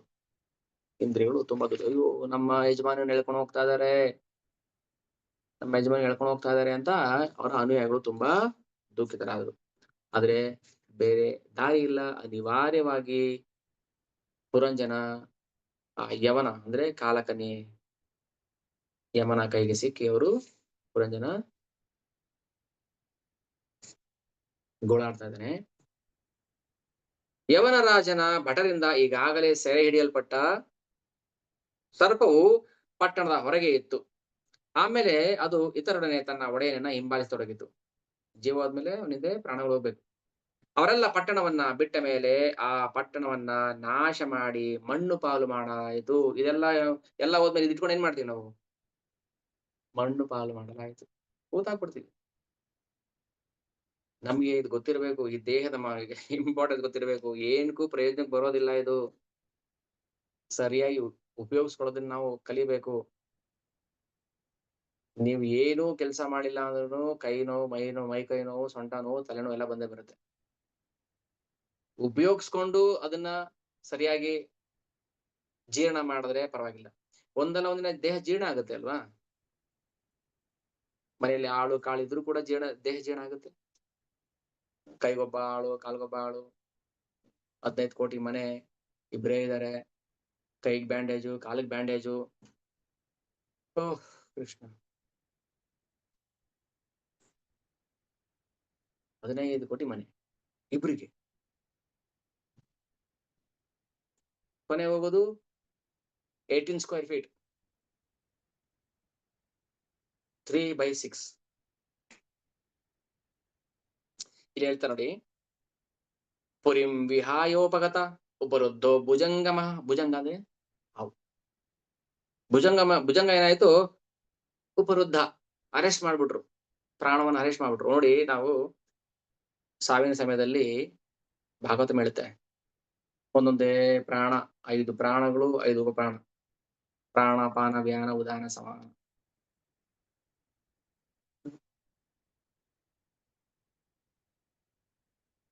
ಐದು ಉಪಪ್ರಾಣಗಳ ಹೆಸರು ಮರ್ತೋಗಿದ್ದೀನಿ. ದೇವದತ್ತ, ಕೃಕಲ, 5 ವ್ಯಾನ ಉದಾನ, ಪ್ರಾಣಾಪಾನ ವ್ಯಾನ ಉದಾನ ಸಮಾನ, ದೇವದತ್ತ, ಕೃಕಲ. ಸೊ 5 ಪ್ರಾಣ, 5 ಉಪಪ್ರಾಣಗಳು ಏನ್ ಮಾಡುತ್ತೆ, ಒಂದೊಂದೇ ಆಚೆ ಹೋಗ್ತಾ ಇರುತ್ತೆ. ಕೊನೆಗೆ ಹೇಳ್ತೀವಲ್ಲ, ಹೋಯ್ತು, ದೊಡ್ಡ ಉಸಿರು ಹೋಯ್ತು, ದೊಡ್ಡ ಜೀವ ಹೇಳ್ತೀವ, ದೊಡ್ಡ ಉಸಿರು ಹೋಯ್ತು. ಏನ್ ದೊಡ್ಡ ಉಸಿರು, ಏನ್ ದೊಡ್ಡದು ಚಿಕ್ಕದು ಅಂತ ಇಲ್ಲ. 5 ಪ್ರಾಣ ಇದೆ. ಒಂದೊಂದೇ ದೇಹವನ್ನ, ಒಂದೊಂದೇ ಇಂದ್ರಿಯಗಳು ಅಂದ್ರೆ ಒಂದೊಂದೇ ಪ್ರಾಣ ಹೋಗ್ತಾ ಇರ್ಬೇಕಾದ್ರೆ ಕೈ ಎತ್ತಕ್ಕಾಗಲ್ಲ, ಕಾಲು ಎತ್ತಕ್ಕಾಗಲ್ಲ. ಕೊನೆಗೆ ಯಾವಾಗ ನೀರ್ ನುಂಗಕ್ಕಾಗಲ್ಲ, ಅಲ್ಲಿಗೆ ಕೊನೆ ಜೀವ ಹೋಯ್ತು ಅಂತ ಅರ್ಥ. ಕೊನೆ ಪ್ರಾಣ ಹೋಯ್ತು. ನೀರನ್ನ ನುಂಗಬೇಕಾದ್ರೆ ನಮ್ಗೆ ಪ್ರಾಣ ಬೇಕು. ಈಗ ಒಂದ್ ಬೆರಳಿದೆ, ಬೆರಳನ್ನ ಫೋಲ್ಡ್ ಮಾಡ್ಬೇಕು, ನಮ್ಗೆ ಪ್ರಾಣ ಬೇಕು. ಹೆಣಕ್ಕೆ ಫೋಲ್ಡ್ ಆಗಲ್ಲ, ಗೊತ್ತಲ್ಲ ಯಾಕೆ? ಪ್ರಾಣ ಇರೋದಿಲ್ಲ. ತಿಂದಿದ್ದು ಡೈಜೆಷನ್ ಆಗ್ಬೇಕಾದ್ರೆ ನಮ್ಗೆ ಪ್ರಾಣ ಬೇಕು. ಅದಕ್ಕೆ ವಾತ ದೋಷ ಇದೆ ನಿಮ್ಗೆ, ಡೈಜೆಷನ್ ಆಗೋದಿಲ್ಲ, ಗ್ಯಾಸ್ಟ್ರಿಕ್ ಅಂತೀವಲ್ವಾ. ವಾತ ದೋಷ ಇದ್ರೆ, ವಾತ ಮೀನ್ಸ್ ಗಾಳಿ, ಪ್ರಾಣ, ಡೈಜೆಷನ್ ಆಗೋದಿಲ್ಲ. ವಾತ ಪಿತ್ತ ಕಫ.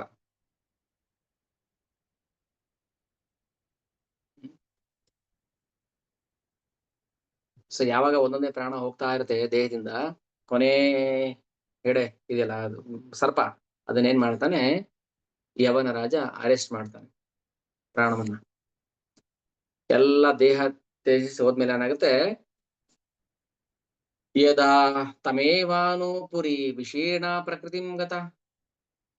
ವಿಶೀರ್ಣ, ಈ ದೇಹ ವಿಶೀರ್ಣ ಆಯ್ತು, ಕಾಣಂತ ಕಣ್ಣು ಹೋಯ್ತು, ಎಲ್ಲ ಹೋಯ್ತು, ಎಲ್ಲ ಹೋಯ್ತು, ವಿಶೀರ್ಣ ಆಯ್ತು. ಈ ಪುರಿ ಅಂದ್ರೆ ಜಗನ್ನಾಥ ಪುರಿ ಅಲ್ಲ, ಪುರ ಅಂದ್ರೆ ದೇಹ, ಪುರಿ ಅಂದ್ರೆ ದೇಹದ ಒಳಗೆ ವಾಸ ಮಾಡುವ ರಾಜ ಅಂದ್ರೆ ಪುರಂಜನ ಅಂತ ಹೇಳುದು, ಜೀವಾತ್ಮ. ಯಾವಾಗ ಪುರಿ ಹೋಗ್ತಾನೆ, ಎಲ್ಲಿಗೆ ಹೋಗ್ತಾನೆ, ವಿಹಾಯ ಉಪಗತ. ವಿಹಾಯ ಅಂದ್ರೆ ಬಿಟ್ಟು ಹೋಗುದು, ವಿಹಾಯ ಮೀನ್ಸ್ ಟು ಲೀವ್, ಬಿಟ್ಬಿಡೋದು. ಯಾವಾಗ ಪುರಂಜನ ಈ ದೇಹವನ್ನ ಬಿಟ್ಟು ಹೋಗ್ತಾನೆ, ಅವಾಗ ಏನಾಯ್ತು, ದೇಹವನ್ನ ಮಣ್ಣು ಪಾಲು ಮಾಡ್ತಾರೆ. ಅದಕ್ಕೆ ಭಾಗವತ ಹೇಳುತ್ತೆ, ಯಸ್ಯಾತ್ಮ ಬುದ್ಧಿ ಗುಣಪೇತ್ರಿ ಧಾತುಕೆ. ಯಾರ ಬುದ್ಧಿ, ಯಸ್ಯಾತ್ಮ ಬುದ್ಧಿ ಗುಣಪೇತ್ರಿ ಧಾತುಕೆ ಸ್ವಧಿ. ಸ್ವಧಿ ಅಂದ್ರೆ ಧಿ, ಅವನ ಬುದ್ಧಿ, ಕಲತ್ರ, ಹೆಂಡತಿ, ಕಲತ್ರ ಆದಿ ಅಂದ್ರೆ ಹೆಂಡತಿ ಮಕ್ಕಳು,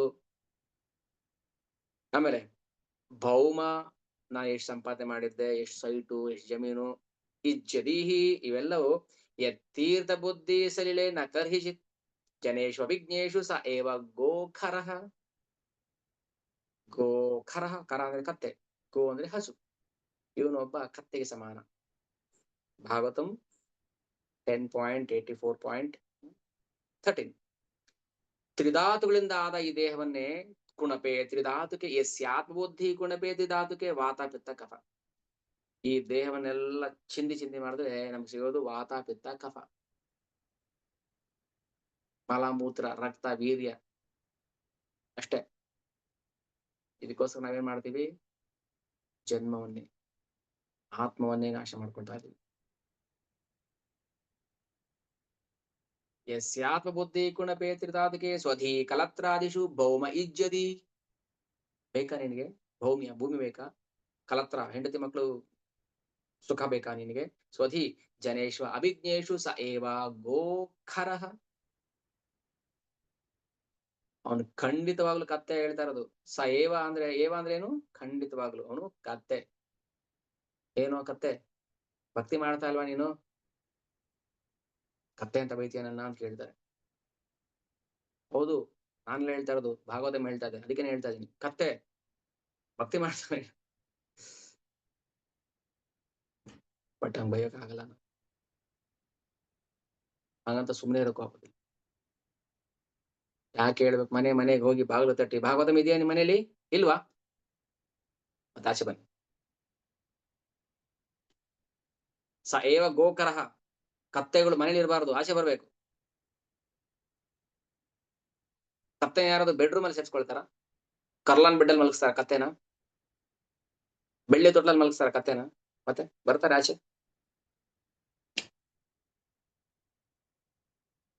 ಜನೇಶು ಅಭಿಜ್ಞೇಶು ಸ ಏವ ಗೋಕರಃ ಯಸ್ಯಾಮ ಬುದ್ಧಿ ಗುಣಭೇದ ಧಾತುಕೆ ಸ್ವಧಿ ಕಲತ್ರಾದಿಷು ಭೌಮಿ ಇಚ್ಛದೀಹಿ. ಹಂಗ್ ನೋಡ್ಕೊಂಡ್ರೆ ಎಷ್ಟು ಕತ್ತೆಗಳು ಆಚೆ ಬರ್ಬೇಕು ಇವಾಗ ಮನೆಯಿಂದ. ಡ್ಯೂಪ್ಲೆಕ್ಸ್ ಟ್ರಿಪ್ಲೆಕ್ಸ್ ಮನೆಯಿಂದ ಆಚೆ ಬರ್ಬೇಕಿಲ್ಲ. ಇದ್ರೂ ಪ್ರಯೋಜನ ಇಲ್ಲ, ಯಾಕಂದ್ರೆ ಅಂತ ಮನೆ ನರಕ, ಸ್ಮಶಾನ. ಭಾಗವತ ಇಲ್ವ ನಿಮ್ಮ ಮನೇಲಿ? ಆಶ್ಚರ್ಯ ಆಗ್ಬೇಕು. ಭಾಗವತ ಇಲ್ವ ನಿಮ್ಮ ಮನೇಲಿ? ಭಾಗವತ ಓದ್ತಾ ಇಲ್ವಾ?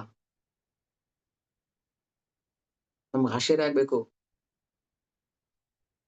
ಬಟ್ ಅವ್ರಿಗೆ ಏನು ಅನ್ಸಲ್ಲ. ಭಾಗವತ ಇಲ್ಲ ಅದೇ ನಮ್ಮ ಮನೇಲಿ. ಮತ್ತೆ ಬ್ಯಾಂಕ್ ಬ್ಯಾಲೆನ್ಸ್ ಇದೆ, ಪಾಸ್ಬುಕ್ ಇದೆ, ಕ್ರೆಡಿಟ್ ಕಾರ್ಡ್ ಇದೆ, ಏನೇನೋ ಇದೆ, ಜಮೀನ್ ಪೇಪರ್ಸ್ ಗಳಿದೆ, ಡಾಕ್ಯುಮೆಂಟ್ಸ್ ಇದೆ. ಅದೇ ಭಾಗವತ ಇಲ್ಲ. ಸ ಏವ ಗೋಕರಃ. ಕೃಷ್ಣ ಪ್ರಜ್ಞಾ ರಹಿತನಾದ ಮಾನವ ಸಂಸ್ಕೃತಿಯು ಕೇವಲ ಕೀಳು ವರ್ಗದ ಪ್ರಾಣಿಗಳ ಸಂಸ್ಕೃತಿ. ಕತ್ತೆ ಅಂತಾದ್ರೂ ಹೇಳ್ತಾ ಇದಾರೆ ಇಲ್ಲಿ ರೂಪ. ಕತ್ತೆ ಅಲ್ಲ, ಕತ್ತೆ ಯಾಕೆ ಹೋಲಿಸ್ತೀರಾ? ಕತ್ತೆ ಡೋಬಿಗೆ ಸೇವೆ ಮಾಡ್ತಾ ಇದೆ. ಯಾರು ಕತ್ತೆ ಹೋಲಿಸಬಾರದು ಇವ್ರನ್ನ, ಕತ್ತೆಗಿಂತ ವರ್ಸ್ಟ್. ಪಾಪ ಕತ್ತೆ ಕೆಲಸ ಮಾಡ್ತೇರಿ, ಅವ್ರು ಒಂದ್ ಇಡೀ ಹುಲ್ ಕೊಟ್ರೆ ಡೋಬಿಗೆ ಎಷ್ಟು ಕೆಲಸ ಸಹಾಯ ಮಾಡುತ್ತೆ. ಬಟ್ ಇಂಥ ಜನಗಳು ಒಂದು ನಯ ಪೈಸಾ ಪ್ರಯೋಜನ ಇಲ್ಲ. ಭೂಮಿಯು ತಗೊಳ್ಳೋದಿಲ್ಲ. ತೂ ಬೇಡ ಇವ್ರು ನನಗೆ ಬೇಡ. ಬೆಂಕಿಗೆ ಹಾಕಿದ್ರೆ ಬೆಂಕಿ ಹೇಳುತ್ತೆ ಬೇಡ ನನಗೆ. ಇವನು ಒಂದು ನಯ ಪೈಸದ ಸೇವೆ ಮಾಡಿಲ್ಲ ಇವನು ಭಗವಂತನಿಗೆ. ನಾನು ಅಗ್ನಿ, ಭಗವಂತನ ಸೇವಕ. ಭಗವಂತ ನನ್ನ ಯಜಮಾನ, ಭಗವಂತನಿಗೆ ಸೇವೆ ಮಾಡಿಲ್ಲ, ನಾನು ಇವನ್ ಸುಡೋದಿಲ್ಲ. ಮತ್ತೆ ಏನ್ ಮಾಡ್ಬೇಕು? ಪ್ರಾಣಿ ತಿನ್ಕೊಳ್ಳಿ. ಆ ದೇಹವನ್ನ ಭೂಮಿಲಿ ಹಾಕಬಾರದು, ಬೆಂಕಿಲಿ ಹಾಕಬಾರದು. ಮತ್ತೆ ಅದನ್ನ ಕ್ರೂರ ಮೃಗಗಳಿಗೆ ಆಹಾರ ಕೊಟ್ಬಿಡ್ಬೇಕು, ಕ್ರಿಮಿ ಕೀಟಗಳು ತಿನ್ಬೇಕು ಅದನ್ನ. ಕೇಳಕ್ಕೆ ನಮ್ಗೆ ಎಷ್ಟು ಹೆಂಗ್ ಅನ್ಸುತ್ತೆ ನೋಡಿ. ಇದೆಲ್ಲ ಯಾಕೆ ಹೇಳ್ಬೇಕು ಅಂದ್ರೆ, ಮತ್ತೆಂಥ ಜನ್ಮ ನಮ್ದು, ಎಷ್ಟು ಮೊಂಡು ಜನ್ಮ ನಮ್ದು ಅಂತ ಅನಿಸ್ಬೇಕು ನಮ್ಗೆ. ನೋಡಿ ಪ್ರಭುಪಾದ ಹೇಳ್ತಾರೆ, ಕೃಷ್ಣ ಪ್ರಜ್ಞಾರಹಿತವಾದ ಮಾನವ ಸಂಸ್ಕೃತಿಯು ಕೇವಲ ಕೀಳು ವರ್ಗದ ಪ್ರಾಣಿಗಳ ಸಂಸ್ಕೃತಿ.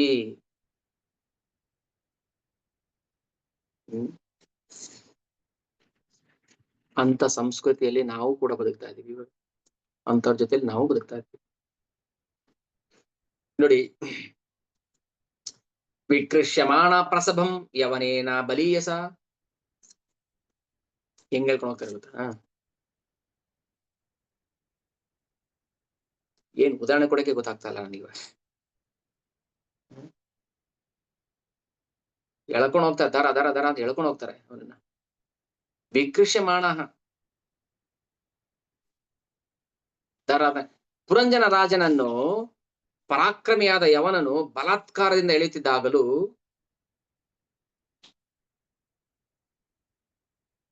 ಎಳ್ಕೊಂಡು ಹೋಗ್ತಾನೆ. ಈಗ್ಲಾದ್ರೂ ಭಗವಂತ ಸ್ಮರಣೆ ಮಾಡ್ತೀಯನೋ? ಮಾಡ್ತೀಯಾ? ಸ್ಮರಣೆ ಮಾಡ್ತೀಯಾ? ನೋಡಿ, ನಾವಿಂದಂತ ಮಸಾವಿಷ್ಟ ಸಖಾಯಂ ಸಹೃದಂ ಪುರಃ. ಕೃಷ್ಣ, ಅಯ್ಯೋ ಇವಾಗ್ಲಾದ್ರೂ ನನ್ ಸ್ಮರಣೆ ಮಾಡು ಪ್ಲೀಸ್, ನನ್ ಸ್ಮರಣೆ ಮಾಡು ನನ್ ಸ್ಮರಣೆ. ನೋಡು, ನಿನ್ನನ್ನು ಎಳ್ಕೊಂಡು ಹೋಗ್ತಾ ಇದ್ರೆ ನನ್ಗೆ ನೋಡಕ್ ಆಗ್ತಾ ಇಲ್ಲ. ಜೀವನ ಹೇಳ್ಕೊಂಡು ಹೋಗ್ಬೇಕಾದ್ರೆ ಜೀವ ಭಗವಂತನ ಅಂಶ. ಜೀವ ಭಗವಂತನ ಅಂಶ. ಮಮೈವಾಂಶೋ ಜೀವಲೋಕೆ. ಜೀವನನ್ನ ಯವನ ರಾಜ ಎಳ್ಕೊಂಡು ಹೋಗ್ತಾ ಇದಾರೆ. ಭಗವಂತ ಪರಮಾತ್ಮನಿಗೆ, ಒಳಗಡೆ ಪರಮಾತ್ಮನಿಗೆ ಹಿಂಸೆ ಆಗ್ತಾ ಇದೆ. ಅಯ್ಯೋ ಅಯ್ಯೋ, ಈಗಲಾದ್ರೂ ನನ್ ಸ್ಮರಣೆ ಮಾಡು, ನನ್ ಸ್ಮರಣೆ ಮಾಡು. ನಾವಿಂದಂತ ಸಾವಿಷ್ಟಂ ಅಂದ್ರೆ, ನಾ ಅವಿಂದತ್ ಅಂದ್ರೆ ಅವಿಂದತ್ ಸ್ಮರಣೆ ಮಾಡ್ಲೇ ಇಲ್ಲ ಅವನು. ಇದಕ್ಕಿಂತ ಆಪ್ಷನ್ಸ್ ಯಾರಾದ್ರೂ ಕೊಡ್ತಾರ? ಬದುಕಿದ್ದಾಗ ಬಿಡಿ, ಸತ್ತು ಯಮ ಎಳ್ಕೊಂಡು ಹೋಗ್ಬೇಕಾದ್ರೆ ಆದ್ರೂ ಸ್ಮರಣೆ ಮಾಡಕ್ ಆಗುತ್ತಾ ನಿಮಗೆ? ಮಾಡಕ್ ಆಗುದಿಲ್ಲ. ನಾ ಅವಿದ್ದಂತಮ್ಮ ಸಾವಿಷ್ಟ ಸಖಾಯಂ ಸುಹೃದಂ ಪುರಃ.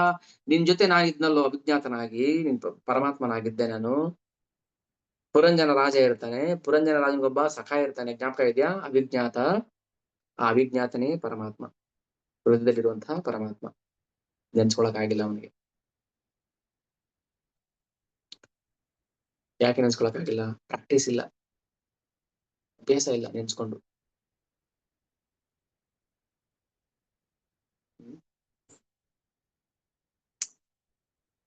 ಸಮ್ಯಗ್ಜಪಶವ ಅನೇನ ಸಂಪಜ್ಞ ಸಂಜಪ್ತ ಏ ಅದಯಾಲುನ ಕುಟಾರಯ ಚಿಚ್ಚಿದು ಕ್ರುದ್ಧ ಸ್ಮರಂತ ಅಮೀವಂ ಸ್ಯತತ್. ಅತ್ಯಂತ ನಿರ್ದಯ ರಾಜನಾದ ಪುರಂಜನನು ಬಗೆ ಬಗೆಯ ಪ್ರಾಣಿಗಳನ್ನ ಕೊಂದಿದ್ದನು. ಪುರಂಜನ ಪ್ರಾಚೀನ ಬರಿಗೆ ಹೇಳೋದು. ಪ್ರಾಚೀನ ಬರಿ ನೋಡಲ್ಲಿ ಎಷ್ಟು ಪ್ರಾಣಿಗಳನ್ನ ಹೊಂಚಾಕ್ತದೆ ಕೊಲ್ಬೇಕಂತ. ಅದ್ ಹೆಂಗೆ? ಕುಠಾರೈ, ಕೊಡ್ಲಿ ತಗೊಂಡು ಚುಚ್ಚಿದ್ಯಾ? ಎಲ್ಲೋ ಒಂದ್ ಕಡೆ ಪ್ರಾಣಿಗಳನ್ನ ಬರ್ಜಿ ತಗೊಂಡು ಚುಚ್ತಾರೆ, ಹಂದಿಗಳನ್ನ.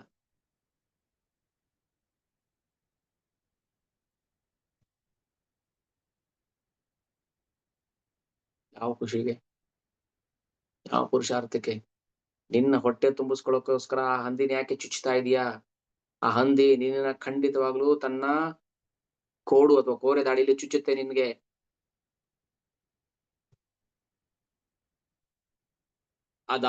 ಅದಾಯಾಲುನ ನಿರ್ದಯವಾಗಿ ನಿನ್ನ ಪ್ರಾಣಿಗಳನ್ನ ಕೊಂದೆ.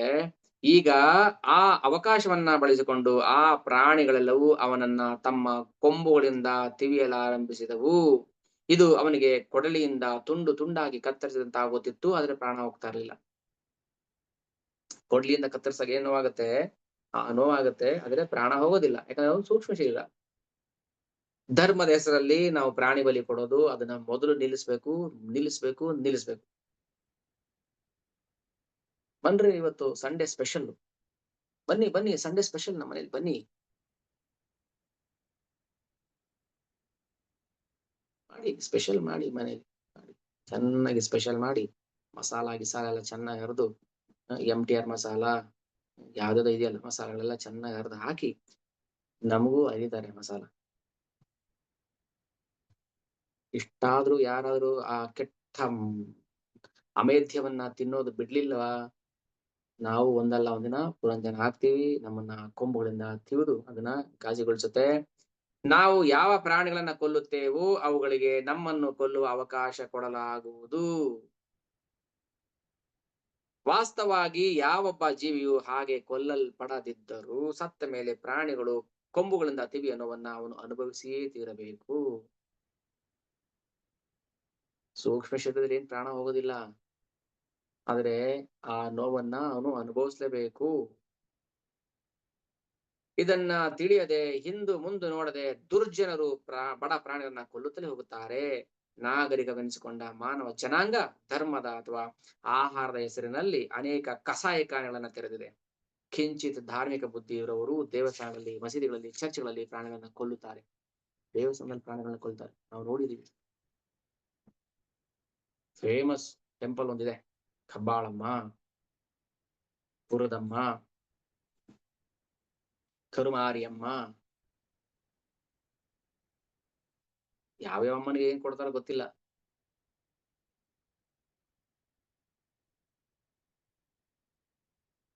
ಬೇಜಾರಾಗುತ್ತೆ ಇದೆಲ್ಲ ಹೇಳೋದಕ್ಕೆ, ಓದೋದ್ ಬೇಡ ಅನ್ಸ್ಬಿಡುತ್ತೆ ನಮ್ಗೆ ಇದೆಲ್ಲ. ಆದ್ರೆ ಅನಿವಾರ್ಯ. ಸಂಸಾರದ ಯಾತನೆಗಳೆಲ್ಲ ಶಾಶ್ವತವಾಗಿ ಅನುಭವಿಸುತ್ತಾ ಅನೇಕ ಅನೇಕ ಅನೇಕ ವರ್ಷಗಳ ಕಾಲ ಸಕಲ ಸ್ಮರಣನ್ನ ಕಳೆದುಕೊಂಡು ಲೌಕಿಕ ಜೀವನದ ಅಂಧಕಾರದಲ್ಲಿ ತೊಳಲಾಡ್ತಾನೆ. ತಾನಹಂ ದಿಶತ ಕ್ರೂರಾನ್ ಸಂಸಾರೇಶು ನರಾಧಮಾನ್ ಕ್ಷಿಪಾಮಿ ಅಜಸ್ರಂ ಅಶುಭಾನ್ ಆಸುರಿಶ್ವೇವ ಯೋನಿಷು. ನಾನು ಅವನನ್ನ ತಾನಹಂ, ನಾನು ಅವನನ್ನ ದ್ವಿಷತಃ ಕ್ರೂರಾನ್ ಸಂಸಾರೇಶು ನರಾಧಮಾನ್, ಅವನನ್ನ ಕ್ರೂರವಾದ ನರಾಧಮ ಪ್ರಾಣಿಯಾಗಿ ಹುಟ್ಟೋ ತರ ವ್ಯವಸ್ಥೆ ಮಾಡ್ತೀನಿ.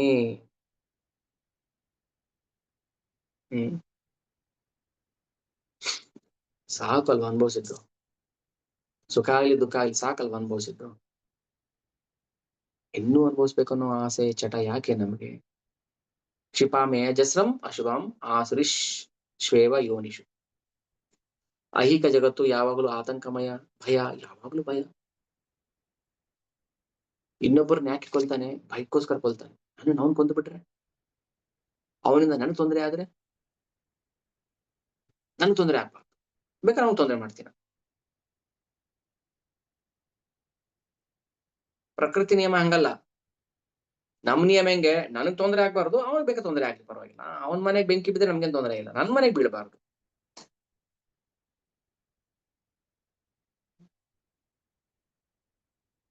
ಶೇಷ ಸ್ಥಾವರ ಮಿಚ್ಚಂತಿ. ಅವನ್ ಸಾಯ್ಲಿ ಪರವಾಗಿಲ್ಲ, ನಾನ್ ಶೇಷ ಸ್ಥಾವರ ಮಿಚ್ಚಂತಿ. ನಾನ್ ಶೇಷ ಉಳಿಬೇಕು. ನಾನು ಶೇಷ ಮೀನ್ಸ್ ಉಳಿಯೋದು. ನಾನು ಉಳಿಬೇಕಪ್ಪ, ಅವನ್ ಸತ್ರ ಸಾಯ್ಲಿ. ಪ್ರಕೃತಿ ಹಂಗಲ್ಲ. ನನ್ನ ಮನೆ ಚೆನ್ನಾಗಿರ್ಬೇಕು, ಕೋಳಿ ಬೇಕಾದ್ರೆ ಬಲಿ ಕೊಡೋಣ, ತೊಂದರೆ ಇಲ್ಲ. ಕೋಳಿ ಕುರಿ ಏನ್ ಬೇಕಾದ್ರೆ ಕೊಡೋಣ.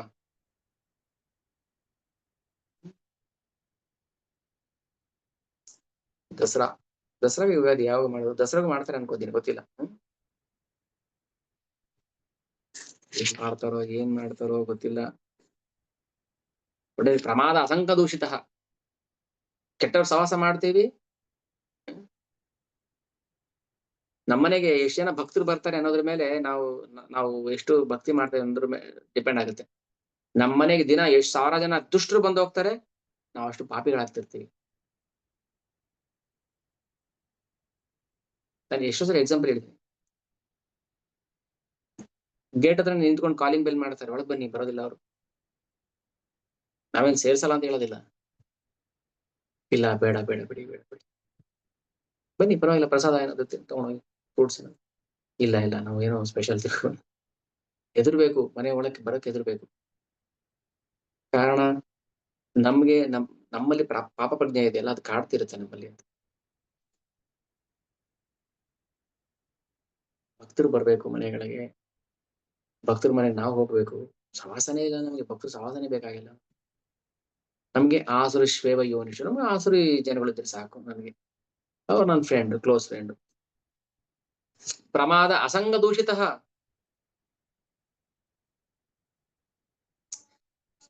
ನಮ್ಮನ್ನ ಕೆಟ್ಟ ಯೋನಿಲಿ ಹುಟ್ಟೋದಿಕ್ಕೆ ಇದೊಂದು ಸಾಕು. ಪ್ರಮಾದ ಅಸಂಗ ದೂಷಿತ. ಆಮೇಲೆ ಹೇಳ್ತಾನೆ, ಪುರಂಜನ ರಾಜ ತನ್ನ ಹೆಂಡತಿಯನ್ನೇ ಸ್ಮರಣೆ ಮಾಡಿ ಮಾಡಿ ಮಾಡಿ ಏನಾಗುತ್ತೆ, ಕೊನೆಗೆ ಅವನು ಸ್ತ್ರೀಯಾಗಿ ಹುಡ್ತಾನೆ, ವಿದರ್ಭ ರಾಜನ ಮಗಳಾಗಿ ಹುಡ್ತಾನೆ. ಇಲ್ಲಿಂದ ಮುಂದಕ್ಕೆ ಏನಾಗುತ್ತೆ ನಾವು ನೆಕ್ಸ್ಟ್ ಕ್ಲಾಸ್ ಅಲ್ಲಿ ನೋಡೋಣ. ವಿದರ್ಭ ರಾಜನ ಮಗಳಾಗಿ ಹುಡ್ತಾನೆ. ನೋಡಿ, ಜೀವ ಮುಂದೆ ಅವ್ರು ಹೇಳ್ತಾರೆ, ಮಲೆ ಧ್ವಜ ಅವನಿಗೆ 7 ಜನ ಮಕ್ಕಳು, ಮದುವೆ ಮಾಡ್ತಾರೆ. ಓಕೆನಾ? ಇವೆಲ್ಲ ಓಟ್ ಕೊಡಿ.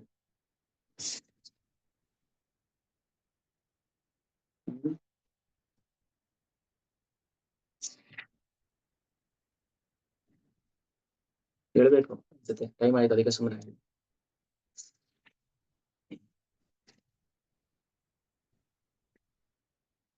ಓಕೆ, ಏನೋ ಪ್ರಶ್ನೆ ಐತೆ ದಯವಿಟ್ಟು ಕೇಳಿ.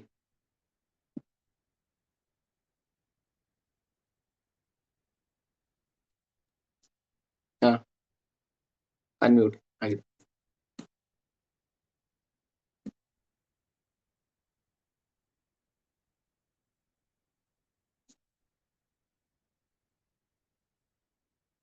ಪ್ರಶ್ನೆ ಏನಿಲ್ವಾ?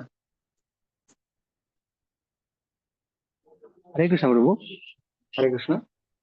ಹಾ ಪ್ರಭು, ಅವರು ಪುರಂದರದಾಸ ಅವ್ರ ಹೆಂಡತಿ ಪುರಂಜನ. ಮೇಲೆ ಜಾಸ್ತಿ ಪುರಂಜರ. ಆ ಪುರಂದರದಾಸನ? ಇಲ್ಲ ಇದು ಈಗ ಹೇಳ್ತಾ ಇದ್ರು ಪುರಂಜನ. ಪುರಂಜರ. ಆ ಪುರಂಜರ ಬಂದು ಅದೇ ಅವ್ರ ಹೆಂಡತಿ ಮೇಲೆ ಜಾಸ್ತಿ ಮೋಹ ಇಟ್ಕೊಂಡಿರ್ತಾರಲ್ಲ ಪ್ರಭು. ಅದಕ್ಕೆ ಅವರು ಮಹಿಳೆಯಾಗಿ ಹುಟ್ಟಿದ್ದಾರೆ. ಅದಕ್ ಮುಂಚೆ ಅವರು ಪಾಪ, ಈಗ ಅವ್ರ ಪಾಪ ಅಲ್ಲ ಅಂದ್ರೆ ಮುಂಚೆ ಪಾಪ ಎಲ್ಲ ತೀರ್ಕೊಂಡ್ಮೇಲೆ ಅದು ಅವ್ರು ಬಂದಿರೋದಲ್ಲ ಪ್ರಭು. ನೆಕ್ಸ್ಟ್ ಸೆಷನ್ ಹೇಳ್ತೀನಿ ಅದನ್ನ. ಈಗ ಪುರಂಜನ ಇಷ್ಟೆಲ್ಲ ಮಾಡಿ ಅವನು ದೇಹ ತ್ಯಾಗ ಮಾಡ್ತಾನೆ, ಹೆಣ್ಣಾಗಿ ಹುಡ್ತಾನೆ. ಹೆಣ್ಣಾಗಿ ಹುಟ್ಟಿದ್ರೆ ಏನಾಗುತ್ತೆ ನಾನು ನಾಳೆ ಹೇಳ್ತೀನಿ. ಕೇಳಿ. ಅದೇ ಅವನ ಕರ್ಮ ಅವನ ಕರ್ಮನಿಂದ ಅದೇ ಅವನ ಸ್ಮರಣೆಯಿಂದ ಬಂದಿರೋದು ಕರ್ಮನಿಂದ ಇದಾಗಿರೋದು ಅಂತ ಪ್ರಭು. ಸ್ಮರಣೆ ಮೀನ್ಸ್ ಕರ್ಮ, ಮಾನಸಿಕ ಕರ್ಮ. ಸ್ಮರಣೆ ಅಂದ್ರೆ ಮಾನಸಿಕ ಕರ್ಮ. ನಾವು ಎಷ್ಟು ಯಾವ್ದ್ರಲ್ಲ ಒಂದ್ರಲ್ಲಿ ನಾವು ಅಟ್ಯಾಚ್ ಆಗ್ಬಿಟ್ರೆ ಕಾಯ ವಾಚ ಮನಸ್ಸ. ಸ್ಮರಣೆ ಈಗ ಯಾವಾಗ್ಲೂ ಅವನು ಹೆಂಡತಿ ಬಗ್ಗೆ ಯೋಚನೆ ಮಾಡ್ತಾ ಇರ್ತಾನೆ, ಮಾನಸಿಕ ಕ್ರಿಯೆ ಅದನ್ನು. ಸೊ ಅದರ ಫಲವಾಗಿ ಅವನು ಶಿಕ್ಷೆಯನ್ನು ಅನುಭವಿಸ್ತಾನೆ. ಅದು ಮುಂದೆ ನಾನು ಹೇಳ್ತೀನಿ.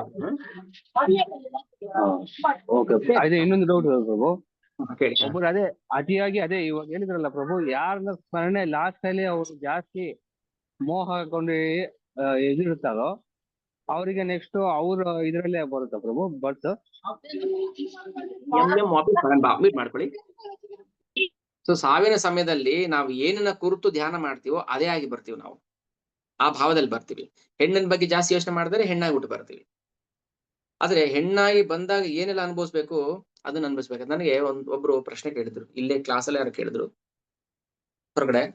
ಈಗ ಒಂದು ಹುಡುಗಿ ಅತ್ಯಾಚಾರ ಆಗುತ್ತೆ, ಮಾನಭಂಗ ಆಗುತ್ತೆ. ಪಾಪ ಆ ಹುಡುಗಿ ತುಂಬಾ ಒಳ್ಳೆ ಹುಡುಗಿ, ಬೇರೆ ಯಾರೋ ದುಷ್ಟರು ಪಾಪಿಗಳು ಕೆಟ್ಟ ಕ್ರಿಯೆ ಮಾಡ್ತಾರೆ. ಅವಾಗ ಪ್ರಶ್ನೆ ಮಾಡ್ತಾರೆ, ಆ ಹುಡುಗಿ ಇದೇನು ತಪ್ಪಿಲ್ವಲ್ಲ, ಯಾಕೆ ಹುಡುಗಿ ಶಿಕ್ಷೆ ಅನುಭವಿಸ್ಬೇಕಾಗಿತ್ತು ಅಂತ. ನೋಡಿ, ಆ ಹುಡುಗಿ ಜನ್ಮದಲ್ಲಿ ಬಂದಿರೋದು ಜೀವ, ಪಾಪ ಮಾಡಿರೋದು ಜೀವ, ದೇಹ ಅಲ್ಲ. ಜೀವನಿಗೆ ಸ್ವತಂತ್ರ ಇದೆ, ಅವನೇನೋ ಪಾಪ ಮಾಡಕ್ಕೆ ಪ್ರೇರಣೆ ಮಾಡ್ದ, ದೇಹದ ಮೂಲಕ ಮಾಡ್ತು. ಕೊಡ್ಲಿ, ಇದು ದೇಹ ಕೊಡ್ಲಿ ಇದ್ದಂಗೆ. ಕೊಡ್ಲಿ ಹಿಡ್ಕೊಂಡು ಯಾರೋ ಒಬ್ಬ ಮರ ಕಡಿತಾನೆ. ಸೊ ಕೊಡ್ಲಿ ಒಂದು ಇನ್ಸ್ಟ್ರೂಮೆಂಟ್. ಜೀವಾತ್ಮ ಈಗ ಯಾವ ಹುಡುಗಿ ಅತ್ಯಾಚಾರ ಆಯ್ತು, ಆ ಹುಡುಗಿ ದೇಹದಲ್ಲಿರುವ ಜೀವಾತ್ಮ ಹಿಂದಿನ ಜನ್ಮದಲ್ಲಿದ್ದಾಗ ಅವನು ಕ್ರೂರ ಕೃತ್ಯವನ್ನು ಮಾಡಿರ್ತಾನೆ. ಆ ಕೃತ್ಯವನ್ನ ಅನುಭವಿಸೋಕೋಸ್ಕರ ಒಂದು ಹುಡುಗಿ ದೇಹದಲ್ಲಿ ಬಂದು, ಈ ದೇಹದಲ್ಲಿ ಬಂದು ಜೀವಾತ್ಮ ಅದನ್ನ ಅನುಭವಿಸ್ಬೇಕು. ನಮ್ಗೆ ದೇಹ ಮತ್ತೆ ಆತ್ಮದ ಬಗ್ಗೆ ತಿಳುವಳಿಕೆ ಇಲ್ಲ ಅಂದ್ರೆ ಏನಾಗುತ್ತೆ, ಅಯ್ಯೋ ಪಾಪ ಹುಡುಗಿದೇನು ತಪ್ಪೇ ಇಲ್ಲ, ಹುಡುಗಿದೇನು ತಪ್ಪಿಲ್ಲ, ಬಟ್ ಹುಡುಗಿ ದೇಹದಲ್ಲಿರೋ ಜೀವಾತ್ಮ ಅವನ್ ಪಾಪಿ. ಅದಕ್ಕೆ ನಾವು ಆತ್ಮ ಉದ್ಧಾರ, ಆತ್ಮ ನಾಶ ಆಗ್ಬೇಕಾದ್ರೆ ನಮ್ ಕೈಲಿದೆ. ಅದು ಸರಿಯಾಗಿ ತಿಳುವಳಿಕೆ ಕೊಟ್ಟಿಲ್ಲ ನಾವು ಅಂತ ಅಂದ್ರೆ, ಆ ಜೀವಕ್ಕೆ ಸರಿಯಾದ ಮಾರ್ಗದರ್ಶನ ಮಾಡಿಲ್ಲ ಅಂದ್ರೆ, ಆತ್ಮ ಜ್ಞಾನ ಕೊಟ್ಟಿಲ್ಲ ಅಂದ್ರೆ ಅವನು ಅನುಭವಿಸ್ಬೇಕಾಗುತ್ತೆ. ಯಾವುದೋ ಒಂದು ದೇಹದಲ್ಲಿ ಬರ್ಬೇಕು, ಅನುಭವಿಸ್ಬೇಕಾಗುತ್ತೆ. ಓಕೆನಾ? ಸೊ ಹಾಗೆ ಸ್ತ್ರೀ ಜನ್ಮದಲ್ಲಿ ಬಂದಾಗ ಅವನು ಏನೇನ್ ಅನುಭವಿಸ್ತಾನೆ ಪುರಂಜನ ಅಂದ್ರೆ, ಇಲ್ಲಿ ಆತ್ಮ ಅದು ಅಲ್ವಾ, ಜೀವ. ಅವನು ಜೀವ ಹೆಣ್ಣಿನ ದೇಹಕ್ಕೆ ಹೋದಾಗ ಏನಾಗ್ತಾನೆ, ಸ್ತ್ರೀಯಾಗಿ ಹುಟ್ಟಿದಾಗ ಏನಾಗ್ತಾನೆ ಅನ್ನೋದು ನಾವು ನಾಳೆ ನೆಕ್ಸ್ಟ್ ಕ್ಲಾಸಲ್ಲಿ ಎಕ್ಸ್ಪ್ಲೇನ್ ಮಾಡೋಣ. ಓಕೆ. ಸೊ ದೇಹ ಬೇರೆ, ಆತ್ಮ ಬೇರೆ. ಇಲ್ಲಿ ದೇಹ ಅನುಭವಿಸ್ತಾ ಇದೆ ಅಂತ ನಾವು ನಮ್ಗೆ ಅನ್ಸುತ್ತೆ, ಬಟ್ ದೇಹದೊಳಗಿರೋ ಜೀವಾತ್ಮ ಶಿಕ್ಷೆನ ಅನುಭವಿಸ್ತಿರ್ತಾನೆ.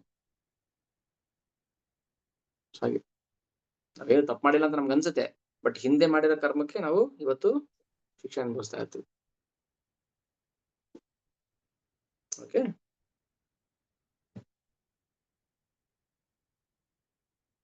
ಕೃಷ್ಣ, ಬೇರೆ ಏನಾದ್ರು ಪ್ರಶ್ನೆ ಇದೆ ಯಾರಿಗಾದ್ರು? ಇಲ್ಲ.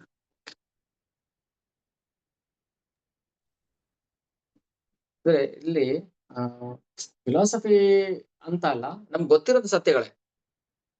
ನಾವು ಕಣ್ಣಲ್ಲಿ ನೋಡಿರೋದು, ಕೇಳಿರೋದು, ಈ ಸತ್ಯಗಳನ್ನೇ ನಾವ್ ಇವಾಗ ಮೆಲ್ಕ್ ಹಾಕ್ಬೇಕು ಅಷ್ಟೇನೆ. ಹೊಸ ವಿಚಾರಗಳೇನು ಡಿಸ್ಕಸ್ ಮಾಡಿಲ್ಲ ಇಲ್ಲಿ ನಾವು. ಎಲ್ಲಾನು ಗೊತ್ತಿರುವಂತದ್ದು. ಇವಾಗ ನಮ್ಗೆ ಗೊತ್ತಿರೋದು ಮರ್ತೋಗಿತ್ತು, ಇದನ್ನ ಇವಾಗ ನಾವು ರೀಕಾಲ್ ಮಾಡ್ತಾ ಇದೀವಿ. ಅವಾಗ ಏನಾಯ್ತು, ಒಳಗಡೆ ಪ್ರಜ್ಞೆ ಟ್ಯೂನ್ ಅಪ್ ಆಗ್ತಾ ಇರುತ್ತೆ. ಹೌದಲ್ವಾ, ನಾನ್ ಹಿಂಗ್ ಮಾಡ್ಬಾರ್ದು, ಸೊ ನಾನು ಈ ಕೆಟ್ಟಕ್ಕೆ ಕ್ರಿಯೆ ಮಾಡ್ಬಾರ್ದು, ನಾನು ಭಗವಂತನ ಭಕ್ತಿ ಮಾಡ್ಬೇಕು. ಸೊ ಒಳಗಡೆ ಟ್ಯೂನ್ ಅಪ್ ಆಗ್ತಾ ಇರುತ್ತೆ. ಮನಸ್ಸು ಒಂದು ಹತೋಟಿಗೆ ಬರುತ್ತೆ. ಅವಾಗ ಹೌದೌದು, ನಾನು ಇನ್ಮೇಲೆ ಮಾಡಬಾರ್ದು ಅಂತ ಹೇಳುತ್ತೆ.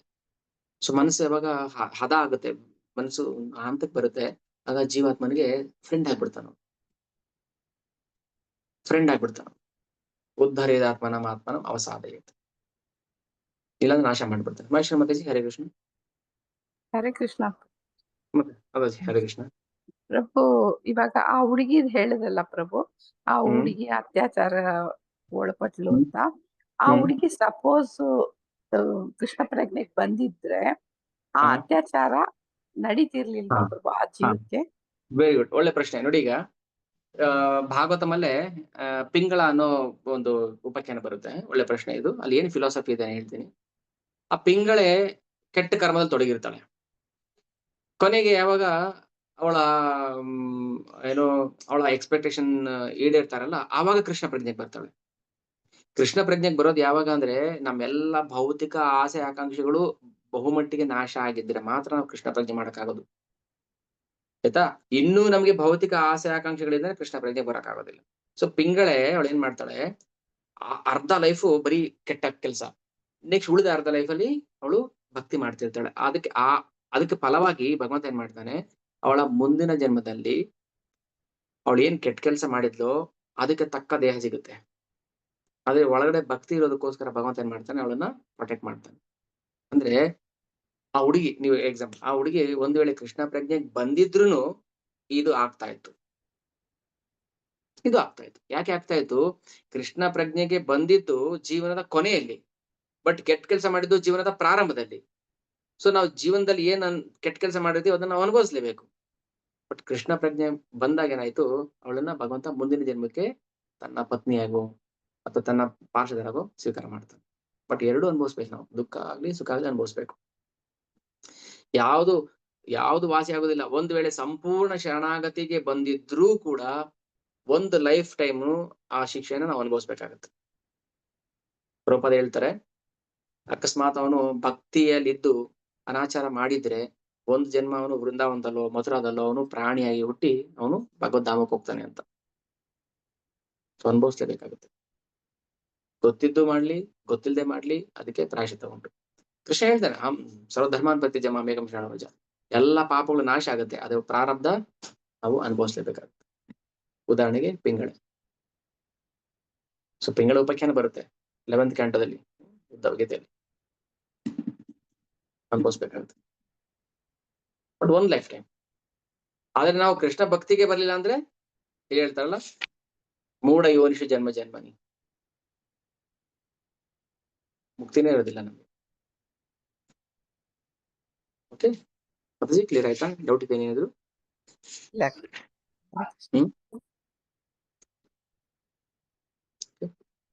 ಆಸರಿ ಜನ್ಮ ಬಂದ್ಬಿಟ್ರೆ ಏನ್ ಮಾಡ್ಬೇಕು? ಈಗ ಮನುಷ್ಯನ ಜನ್ಮ ಬಂದಿದೆ, ಓಕೆ, ನಾವು ಭಕ್ತಿ ಮಾಡಕ್ಕೆ ಮನ್ಸಾದ್ರೂ ಮಾಡ್ಬೋದು. ಆಸರಿ ಜನ್ಮ ಬಂದ್ರೆ ಸಂಸಾರೇಶು ನರಾಧಮಾನ್ ಆ ತರ ಆಗ್ಬಿಡುತ್ತೆ. ಓಕೆ, ಇವಾಗ ಅನ್ಸುತ್ತೆ ನಮ್ಗೆ ಎಲ್ಲೋ ಒಂದ್ ಕಡೆ ಒಳ ಮನ್ಸು ಹೇಳ್ತಾ ಇರುತ್ತೆ, ಇಲ್ಲ ನಾನು ಕೃಷ್ಣ ಪ್ರಜ್ಞೆಗೆ ಬರಲೇಬೇಕು. ನಾವು ಕೃಷ್ಣನ ಸಂಪೂರ್ಣವಾಗಿ ಶರಣಾಗತರಾಗ್ಬೇಕು, ಶರಣಾಗತ ಹೊಂದಬೇಕು ನಾವು. ಇಲ್ಲಾಂದ್ರೆ ಅಂತ ಹೇಳ್ತಾರೆ, ಅನಾದಿ ಜನ್ಮದಿಂದ ನಾವೇನ್ ಮಾಡಿದೀವಿ, ಅನಾದಿ ಕರ್ಮ ಫಲೆ ಚಡಿ ಭವರ್ಣ ಜಲೆ ತಾರಿ ಬಾರಿನ ದೇಖಿ ಉಪಾಯ ಏ ವಿಷಯ ಹಲಹಲೆ ದಿವಾನಿಶಿ ಹಿಯಾಜ್ವಲೆ ಮನ ಕಬು ಸುಖ ನಾಹಿ ಪಾಯ. ನನ್ನ ಹಿಂದಿನ ಕರ್ಮ ಫಲದಿಂದ ನಾನು ಅಜ್ಞಾನ ಸಾಗರದಲ್ಲಿ ಬಿದ್ದಿದ್ದೇನೆ. ಈ ಮಹಾಸಾಗರವನ್ನ ದಾಟಲು ನನಗೆ ಯಾವ ಉಪಾಯವೂ ಕಾಣುತ್ತಿಲ್ಲ.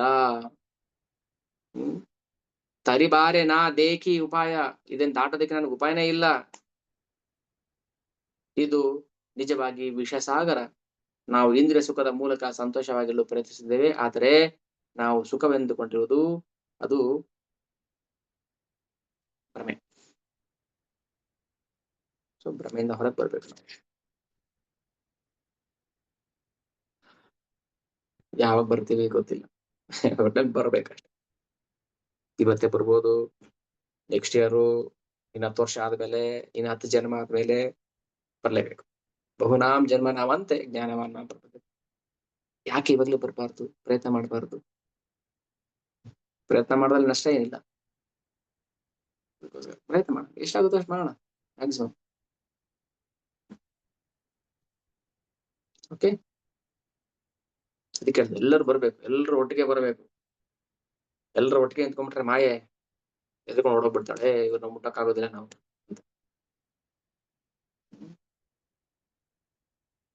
ಯಾಕೆ ನಾನು ಯಾವಾಗ್ಲೂ ನಿಮ್ಮ ಸೇವೆ ಬೇಕು ಅಂತ ಎಕ್ಸ್ಪೆಕ್ಟ್ ಮಾಡ್ತೀವಿ, ಒಬ್ಬರೇ ಮಾಡಕ್ ಆಗೋದಿಲ್ಲ. ಒಬ್ಬರಿಗೊಬ್ಬರು ಹಿಡ್ಕೊಂಡಾಗ ಏನಾಗುತ್ತೆ, ನಾವು ಈ ಸಂಸಾರ ವಿಷ ಸಾಗರವನ್ನ ದಾಟ್ಬಿಡ್ಬೋದು.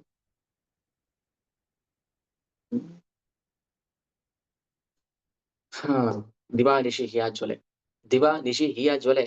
ನಾವು ಬೆಂಕಿಲಿ ದಿವಾ ನಿಶಾ, ಹಗಲು ರಾತ್ರಿ ನಾವು ಬೆಂಕಿಲಿ ಬೇಯ್ತಾ ಇದೀವಿ, ಬಟ್ ಗೊತ್ತಾಗ್ತಾ ಇಲ್ಲ. वाञ्छाकल्पतरुभ्यश्च कृपासिन्धुभ्येव च पतितानां पावनेभ्यो वैष्णवेभ्यो नमो नमः। जगद्गुरुप्रभुपाद की जय। ग्रंथराज श्रीमद्भागवतम की जय। अनंत कोटि वैष्णव वृंद की जय। नामाचार्य श्रील हरदास ठाकुर की जय। हरे कृष्णा कृष्णा कृष्णा हरे हरे, हरे राम राम राम हरे हरे। Thank you. हरे कृष्ण। ಧನ್ಯವಾದಗಳು. हरे कृष्ण हरे कृष्ण। राधे राधे हरे कृष्ण हरे प्रभु कृष्ण प्रभु। धन्यवाद हरे कृष्ण। प्रणाम। हरे कृष्ण प्रभु। हरे कृष्ण। दंडवत प्रणाम। प्रणाम। हरे कृष्ण प्रभु जी, प्रणाम। प्रणाम माता जी। हरे कृष्ण।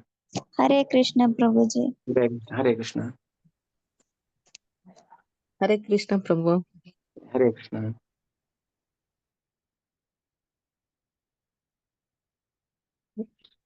हरे कृष्ण प्रभु जी। माता जी Hare Krishna. Hare Krishna. Okay okay okay, thank you. Hare Krishna. Hare Krishna.